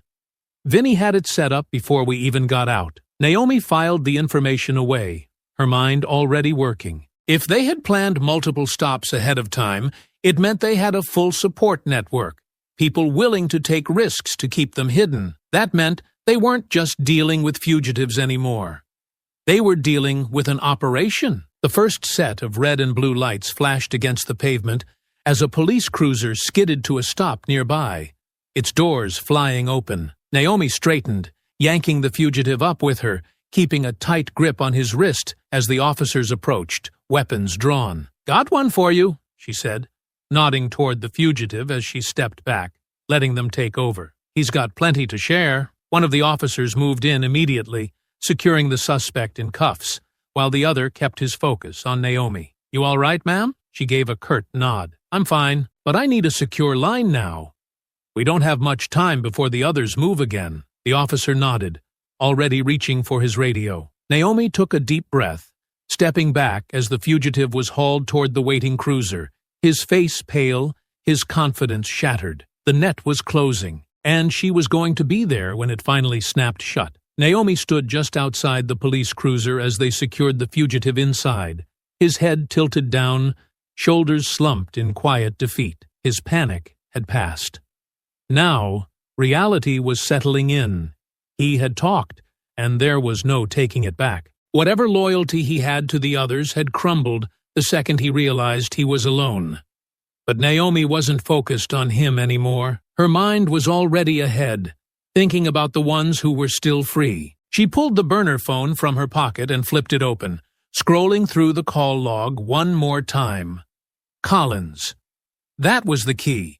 If she could pinpoint his exact location, she could cut off their only reliable support before the fugitives even reached him. The man in the cruiser had given her useful intel, but there were still missing pieces. The officer she had spoken to earlier approached, radio in hand. "Your contact's on the line," he said, holding it out to her. Naomi took it without hesitation. "Carter." His voice came through immediately, tense but focused. "Tell me you got something." "They're splitting up," she said. "Vinny and Rust are heading west. Grady and Brick are meeting someone outside the city. I need eyes on the roads now." "We're already moving," Carter assured her. "State troopers have checkpoints going up. We've flagged all major exits, and we've got a federal task force monitoring highways. They're not getting far." "They won't use the highways," Naomi said. "They'll take secondary routes. Stay off the radar. If we're going to catch them, we need to be ahead of them, not chasing their tail." Carter exhaled sharply. "We've already got aerial surveillance scanning remote areas, but it's a lot of ground to cover. The sooner we narrow it down, the better." Naomi's fingers tightened around the burner phone. "I might have a way to do that." A pause. Then Carter's voice hardened. "Talk to me." She glanced back at the police cruiser. The fugitive inside was staring straight ahead, his jaw tight, his mind racing. He had given up information already, but she could feel it. There was still more. "I need 5 minutes alone with him," she said. Carter sighed. "Naomi, we have procedures." "We don't have time for procedures," she cut in. "He knows more than he's saying. He's scared. He'll talk if I push him the right way." Another pause. Then, begrudgingly, "Make it quick." Naomi handed the radio back to the officer, then stepped toward the cruiser. The fugitive barely moved as she opened the door, sliding onto the seat beside him. He didn't look at her, his gaze locked on the dashboard. His breathing was slow, but his hands were twitching against his lap. "You're not done yet," she said evenly. He exhaled through his nose. "I told you what I know. You told me what you thought would get you out of this faster." Naomi corrected. "But you left something out, something important." Silence. She leaned in slightly, lowering her voice. "Vinny trusted Collins enough to make him their first stop. That means they didn't just need a safe house. They needed something else. What was it?" His fingers twitched again. "A tell." "You can either give me the answer now," Naomi continued, "or I let Carter handle you the way he handles people who waste our time." She let the words hang for a moment, then added, "And trust me, you won't like that." The fugitive swallowed hard, his body stiff. Then, finally, he broke. "New papers," he muttered. "Collins has someone who can set them up with IDs, get them past state lines. That's why they were splitting up. Easier to disappear in smaller groups." Naomi's pulse remained steady, but she knew this was big. If Collins was handling new identities, then this wasn't just a safe house. It was an entire network designed to keep fugitives hidden. And that meant Collins wasn't just a contact. He was a player in this game. She pressed further. "Where is he?" The fugitive hesitated. Then, with clear reluctance, he muttered, "Farmhouse, near Millhaven. That's where they were meeting him first." Naomi committed the name to memory. Millhaven was an old rural town, mostly farmland, easy to hide in, with long roads leading to nowhere. If they had set up an operation there, it meant they had been planning this long before the escape. She nodded, then reached for the door handle. "You did one smart thing tonight," she said as she stepped out. "Try not to ruin it." She shut the door behind her and immediately reached for the radio. "Carter," she said, her voice sharp. "I have a location. Millhaven. They're heading to a farmhouse there." A short silence. Then, "We'll move on it now. You staying put?" "You know the answer to that," Naomi said. Carter sighed. "You're impossible." She smirked slightly. "You're welcome." She tossed the radio back to the officer, then turned toward the nearest police vehicle. The net was tightening. The hunt was entering its final phase. Collins thought he was about to set these men free. He was about to find out just how wrong he was. Naomi sat in the front seat of the police vehicle as it sped down the back roads toward Millhaven, the tires kicking up gravel, the radio crackling with updates from the units moving into position. The farmhouse wasn't far now, less than 20 minutes, if the roads held up. She stared ahead, her fingers tapping lightly against her thigh, her mind already ahead of where they were going. The farmhouse wasn't just a safe house. It was a hub, a place where Collins was setting up fresh identities, new papers, a way for the fugitives to vanish before the net fully closed around them. But now, the net was closing faster than they had planned. Carter's voice came through the radio again. "All units, we have confirmation of 2 fugitives inside the property. We're holding position until we have visual on Collins." Naomi exhaled slowly. That was the right move. If they stormed in too soon, Collins might escape, and if he got away, the entire network could scatter before they could be taken down. This wasn't just about arresting 2 fugitives. This was about shutting down the entire operation. She grabbed the radio. "How many exits does the farmhouse have?" A different voice answered, one of the tactical team leaders. 2 primary exits, front and back. There's also a barn on the property, likely connected by an underground tunnel. If they try to run, that's where they'll go. Naomi's fingers tightened slightly. "Then we need to block that off before we make our move." "We've got a team moving into position near the barn now," the officer confirmed. The headlights of their vehicle cut through the darkness as the road curved, revealing the silhouette of the farmhouse in the distance. The structure sat back from the road, partially hidden by tall fields and surrounded by thick patches of trees. A dirt driveway led up to it, and in the dim moonlight, Naomi could see the outline of an old truck parked near the barn. "That's their vehicle," she muttered. Carter's voice came through again. "Hold positions. We need to confirm Collins is on site before we move." Naomi didn't argue. They needed this to be clean. She scanned the property, noting movement near the front porch. A man was stepping outside, lighting a cigarette, his posture relaxed but wary. She recognized him immediately. Rust, one of the 2 men inside. Another shadow moved near the barn. This one larger, slower. Brick, 2 of the most dangerous men in the group. Naomi's muscles tensed slightly. If they had been the ones to make it here, then Collins must have been expecting high-risk clients. That meant the operation at the farmhouse wasn't just small-time forgery. It was something more. The radio crackled again. "We have confirmation. Collins is inside." Naomi inhaled slowly. "Then we move now." The response was immediate. "Go! Go! Go!" Flashing lights burst through the darkness as tactical units surged forward, engines roaring as multiple vehicles tore up the dirt road toward the house. Rust barely had time to react before shouts rang out. "Hands up! Get on the ground!" Naomi was already moving, throwing open the door of the police car and hitting the ground running. Rust reached for his waistband, but before he could pull a weapon, a red laser sight cut across his chest, and he froze. "Don't be stupid," one of the officers barked. He hesitated for half a second, then slowly raised his hands. Naomi didn't stop. Brick was already moving, sprinting toward the barn, his massive frame barreling through the darkness. He was going for the tunnel. "Stop him!" Naomi shouted, pushing harder, her legs burning as she closed the distance. Brick didn't slow. He was almost to the barn, his heavy boots kicking up dirt and gravel. If he made it underground, tracking him would be a nightmare. Naomi reached for her sidearm, but before she could fire, another shot cracked through the night. A single, precise round. Non-lethal. Brick's leg buckled beneath him as he stumbled, losing momentum just before he could reach the barn door. Naomi lunged, slamming into him just as he tried to recover. The impact sent them both crashing to the ground, dust kicking up around them. Brick roared, twisting beneath her, trying to shake her off. But Naomi's grip was already locked in. She used his weight against him, forcing his arm back at an angle that sent sharp pain through his shoulder. "You're done," she said, her voice calm, controlled. Brick snarled, his breath ragged, but he didn't fight her anymore.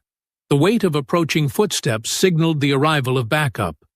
Two officers grabbed Brick, pulling him the rest of the way down, securing cuffs around his wrists. Naomi exhaled, rolling her shoulders as she stood. The farmhouse was already swarmed with law enforcement. Rust was on the ground, restrained, his expression a mix of frustration and resignation. Inside, officers were dragging Collins out, the man's face pale as he realized exactly how badly things had fallen apart. The operation at Millhaven was over. Naomi turned toward Carter's approaching SUV as he stepped out, arms crossed. "You just can't help yourself, can you?" She smirked. "You love it." Carter sighed, but didn't argue. "Collins is in custody. That means we can start digging into his network. If he's been providing fake IDs, safe houses, and resources, he's been working with more than just this crew. This might go deeper than we thought." Naomi nodded. "Then we dig." Carter watched her for a moment. "You should take a break. Let us process this." She shook her head. "Not until the rest of them are locked up." Carter sighed again. "I figured you'd say that." He turned toward the farmhouse, rubbing his jaw. "We got 2 more down.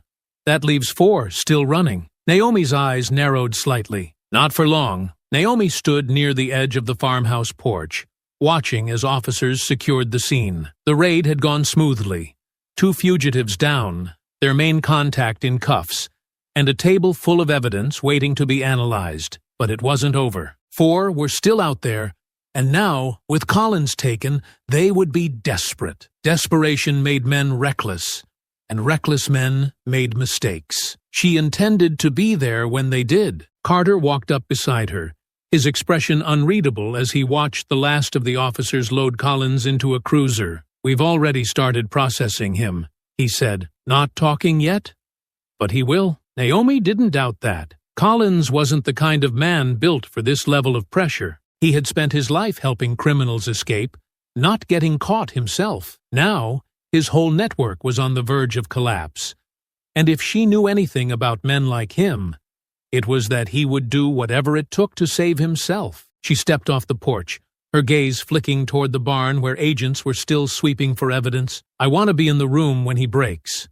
Carter gave her a knowing look, but didn't argue. "Let the feds process him first. We do this by the book." Naomi didn't respond.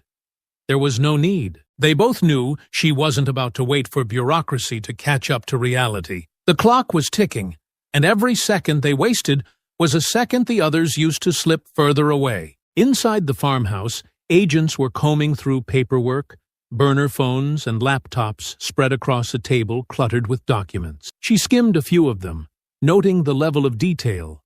Collins had been more than just a contact. He had been planning this for longer than they realized. Fake passports, financial transfers, mapped out travel routes.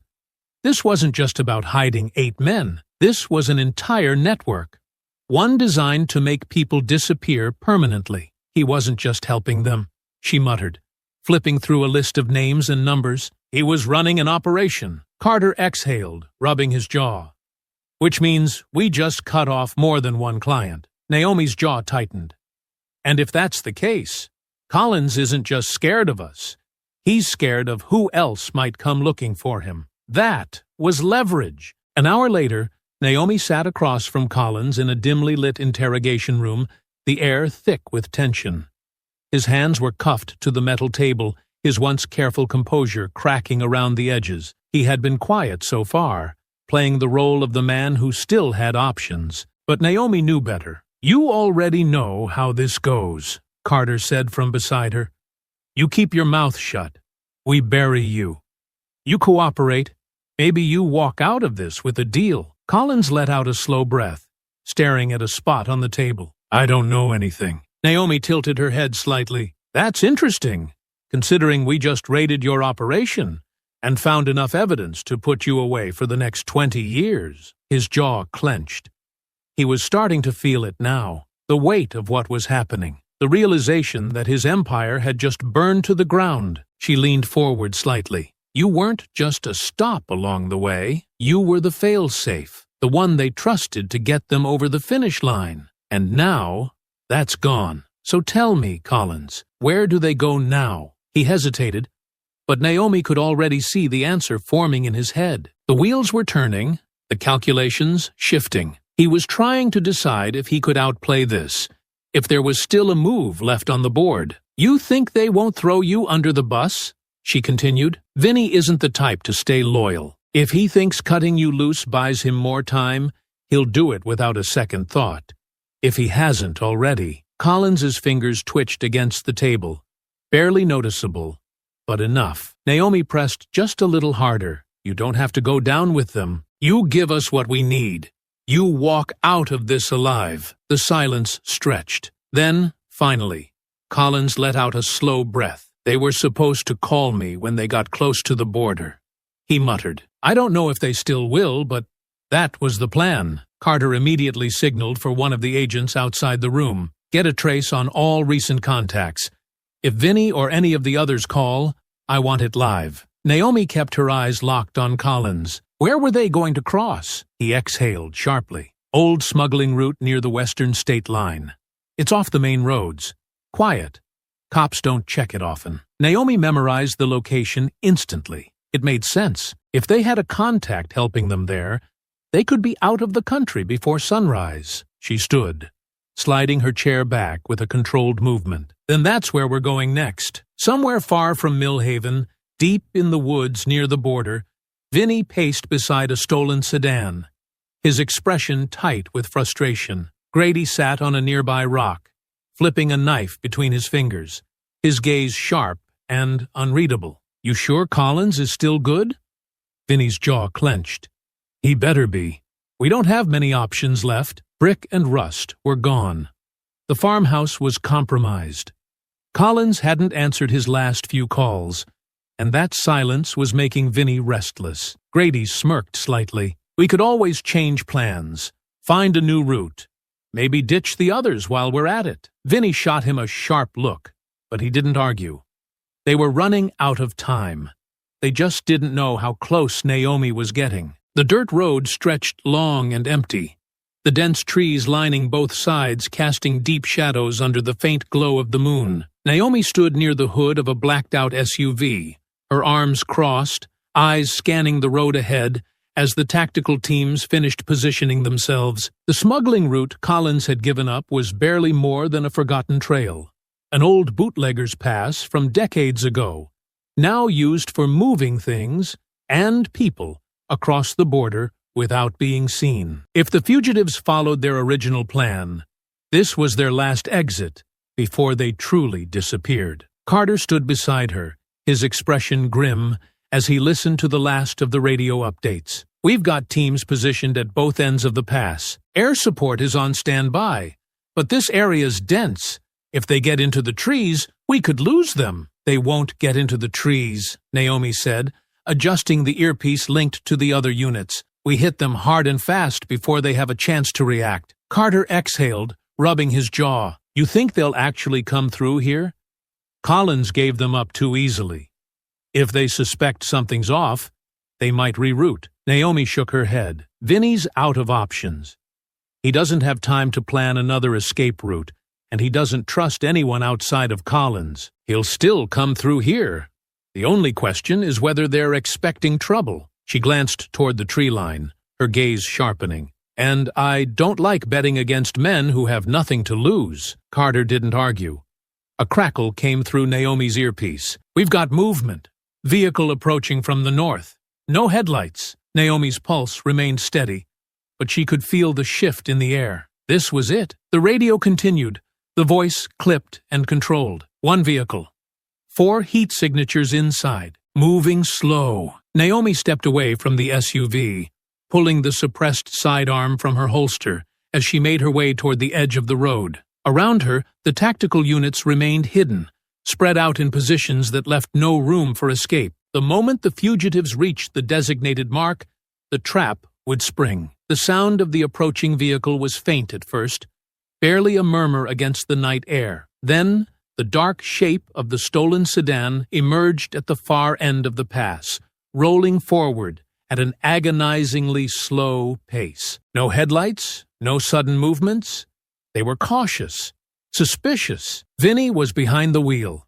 Naomi could just make out his silhouette in the driver's seat, his head shifting slightly, as if scanning for anything out of place. Grady was in the passenger seat, his posture more relaxed, but even from this distance, she could see the tension in his shoulders. They weren't comfortable. They could feel the weight of something closing in. "Hold," Naomi murmured into her comms. The vehicle was almost at the mark. 10 more feet. 5. Then, without warning, Vinny slammed the brakes. For a split second, everything froze. Then chaos erupted. The tactical team made their move, floodlights flashing on as vehicles roared onto the road, cutting off both the front and rear exits. Shouts rang through the night. "Hands up! Out of the vehicle!" But the fugitives didn't hesitate. Grady moved first, yanking a sawed-off shotgun from the floor of the car and firing a blind shot through the windshield. The blast shattered the glass, forcing some of the agents to duck back for cover. At the same time, Vinny threw the car into reverse, tires screeching against the gravel as he tried to spin the vehicle around. Naomi didn't wait. She surged forward as the passenger door flew open, Grady diving out, gun still in hand. He twisted mid-roll, firing another wild shot before scrambling to his feet and sprinting toward the tree line. She was already on him. Naomi cut the angle, moving fast, her footsteps silent over the dirt. Grady was big, but he wasn't trained. He ran like a man who was used to chasing, not being chased. He didn't even hear her coming. She lunged, tackling him just as he reached the edge of the trees. They hit the ground hard, his gun skidding across the dirt. He twisted, throwing a wild elbow toward her ribs, but she trapped his arm, locking his wrist into a painful angle. "Don't," she said, her voice calm but sharp. Grady grunted, struggling for a moment longer before she twisted harder, forcing a choked curse from his throat. He went still. Behind her, the road was still chaos. Vinny had abandoned the car, sprinting toward the other side of the pass. Another fugitive, probably Morgan, one of the quieter ones, was moving with him, using the scattered cover of the terrain to disappear into the darkness. Naomi's grip tightened. Grady was down, but this wasn't over. She turned toward her comms. "We've got 2 on foot, moving southwest, cutting through the pass." Carter's voice was sharp in response. "We'll intercept. Do you have Grady?" Naomi glanced down at the man pinned beneath her, his face twisted in pain. "Yeah," she said. "One more off the list." Carter didn't waste time. "Then, get moving. This ends tonight." Naomi exhaled, shoving Grady onto his stomach before snapping a pair of cuffs onto his wrists. He was struggling, but the fight was gone. He knew it was over. She wasn't even looking at him anymore. Her eyes were already on the trees. Vinny and the last of his men were still running, and she was going to hunt them down. Naomi sprinted through the dense undergrowth, her breathing controlled despite the burn in her legs. Vinny and Morgan were still ahead, crashing through the brush like cornered animals. They weren't moving with purpose anymore. They were running on pure survival instinct. But Naomi wasn't just hunting them. She was finishing this. They had stolen days from her, had beaten her, restrained her, dumped her in the woods to die, thinking she wasn't worth finishing off. They had underestimated her from the start. Now, they were out of options, out of allies, and out of time. Her calm crackled in her ear. "We've got them cutting toward the riverbed. Do you have eyes?" Naomi ignored the call. This wasn't for the team. This was personal. She closed the distance quickly, her muscles screaming as she pushed harder. Ahead, Vinny barked something at Morgan, shoving him toward the tree line. But Morgan hesitated.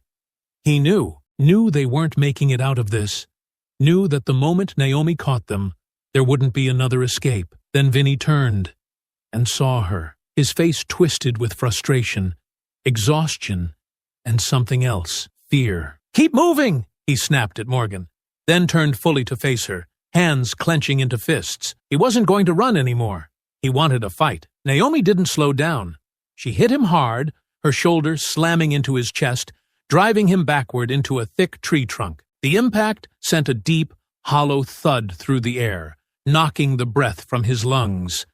But Vinny wasn't weak. He recovered fast, grabbing the front of her jacket and swinging wildly, throwing them both to the ground in a violent tangle of limbs and raw strength. Morgan hesitated nearby, caught between running and helping.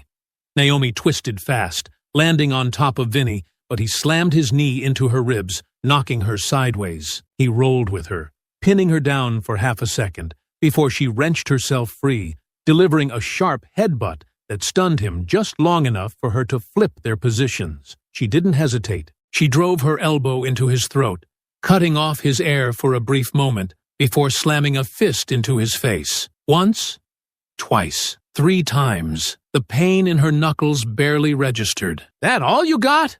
Vinny wheezed, blood dripping from his lip as he twisted sharply, his fist driving hard into her side. She felt the impact, but she didn't stop. She grabbed his wrist, twisted it at an unnatural angle, and forced him onto his stomach with brutal precision. He thrashed beneath her, trying to buck her off, but she had him now. "This is for when you dumped me in the woods," she growled, bringing her knee down hard into his back, forcing a strangled grunt from his throat. She didn't stop. "This is for every woman you've hurt, for every person you thought you could get away with breaking." Her fist slammed into his face, again and again and again. Morgan finally snapped out of his shock and rushed forward, but Naomi saw him coming. She rolled off Vinny at the last second, ducking beneath Morgan's swing before driving an uppercut into his gut. He staggered back, gasping for air, but she didn't let him recover. She kicked his knee in, sending him crashing down onto one leg before she delivered a brutal knee to his jaw, knocking him flat. He groaned, trying to roll over, but Naomi stepped on his wrist, pinning him down. Vinny coughed, struggling to push himself up, spitting blood into the dirt. "You should have killed me when you had the chance," Naomi said, shaking out her fists. "Now you're going to wish I had killed you instead." Vinny grinned, despite the blood staining his teeth. "I'm still breathing, aren't I?" Naomi grabbed him by the collar, dragging him upright just long enough to slam his head into the tree behind him. His body went limp immediately, slumping to the ground. Morgan tried to crawl away, but she kicked him onto his back and crouched low, grabbing him by the front of his shirt. "You're done," she said, her voice like steel. Morgan's breathing was ragged, his eyes unfocused. You're not gonna kill us," Naomi exhaled, letting go of his shirt, letting him collapse into the dirt. "No," she admitted, "but I'm gonna make sure you never forget this night." The distant roar of engines signaled the arrival of the team. She had taken her time, but it was over now. Vinny and Morgan were finished. Naomi stood slowly, bruised, battered, but unbroken. She glanced down at the two men groaning in the dirt, their bodies wrecked, their faces swollen with the weight of her vengeance. She didn't need to say anything else. She had already won. The dirt was still disturbed where Vinny and Morgan had fallen, blood darkening the earth beneath them. The fight had been brutal, personal, the weight of everything Naomi had endured culminating in those final moments. She stood over them, her knuckles raw, her breathing steady despite the lingering ache in her ribs. She had won. The sound of approaching vehicles filled the silence, bright beams of light cutting through the trees as law enforcement moved in. Tactical teams fanned out quickly, weapons raised, scanning the perimeter even though the fight was already over. Carter was the first to step out, his gaze sweeping the scene before locking on to Naomi. His eyes flicked between her bruised knuckles and the battered men at her feet. "I take it they put up a fight?" Naomi exhaled, shaking out her hands. "Not much of one." Carter sighed, rubbing a hand over his face before gesturing for the team to move in. Officers swarmed the area, securing Vinny and Morgan in cuffs, hauling them upright despite their groggy protests. Vinny's head lolled slightly, his face swollen, blood still dripping from his nose, but he forced a smirk when Naomi met his eyes. "Hope it was worth it," he rasped, his voice barely holding together. "We'll see you again, Cole." Naomi didn't blink. She took a slow step forward until she was close enough that only he could hear her. "No," she said, her voice cold. "You won't." Vinny's smirk faltered just for a second. Then an officer shoved him toward the transport vehicle, cutting off whatever weak comeback he had left in him. Morgan barely spoke as they dragged him away. His face was pale, his hands shaking slightly as he was forced into the back of another cruiser. He had seen what Naomi was capable of, and unlike Vinny, he had no illusions of ever walking free again. Carter let out a breath as he watched the last of them disappear into the convoy of police vehicles. "It's done," he said, his voice carrying more weight than just the words. "All 8 are accounted for. No loose ends." Naomi glanced toward the horizon, where the sky was beginning to lighten with the first signs of dawn. It felt strange, knowing that after everything, this was truly over. Carter shifted beside her. "We'll make sure they never see the outside of a prison again. The charges alone will bury them. Kidnapping, attempted murder, conspiracy. The feds are going to make an example out of them." Naomi nodded. "Good." Carter studied her for a moment. "You should get checked out," he said. "You look like hell." Naomi let out a quiet breath, something close to a laugh. "Feels about right." She knew she should be exhausted, should feel the full weight of everything that had happened pressing down on her. But instead, she just felt steady, clear. For the first time since this nightmare began, she was in control again. Carter shook his head. "You're impossible." Naomi turned, finally meeting his gaze fully. "And you wouldn't have it any other way." He huffed, but didn't argue. The last of the cruisers pulled away, taking the fugitives to a place where they would never be free again. The forest was silent now, no longer haunted by the men who had tried to use it as their escape. Naomi inhaled slowly, the cool air filling her lungs. It was done. She turned away from the empty road and started walking, leaving the past behind her with every step. Hours later, the precinct was quiet, the kind of silence that only came after something big had finally settled. The chaos of the manhunt was over, the radio chatter reduced to routine updates, and the last of the reports were being filed. The 8 fugitives were officially processed, locked down in separate cells, under maximum security. This time, they weren't just prisoners.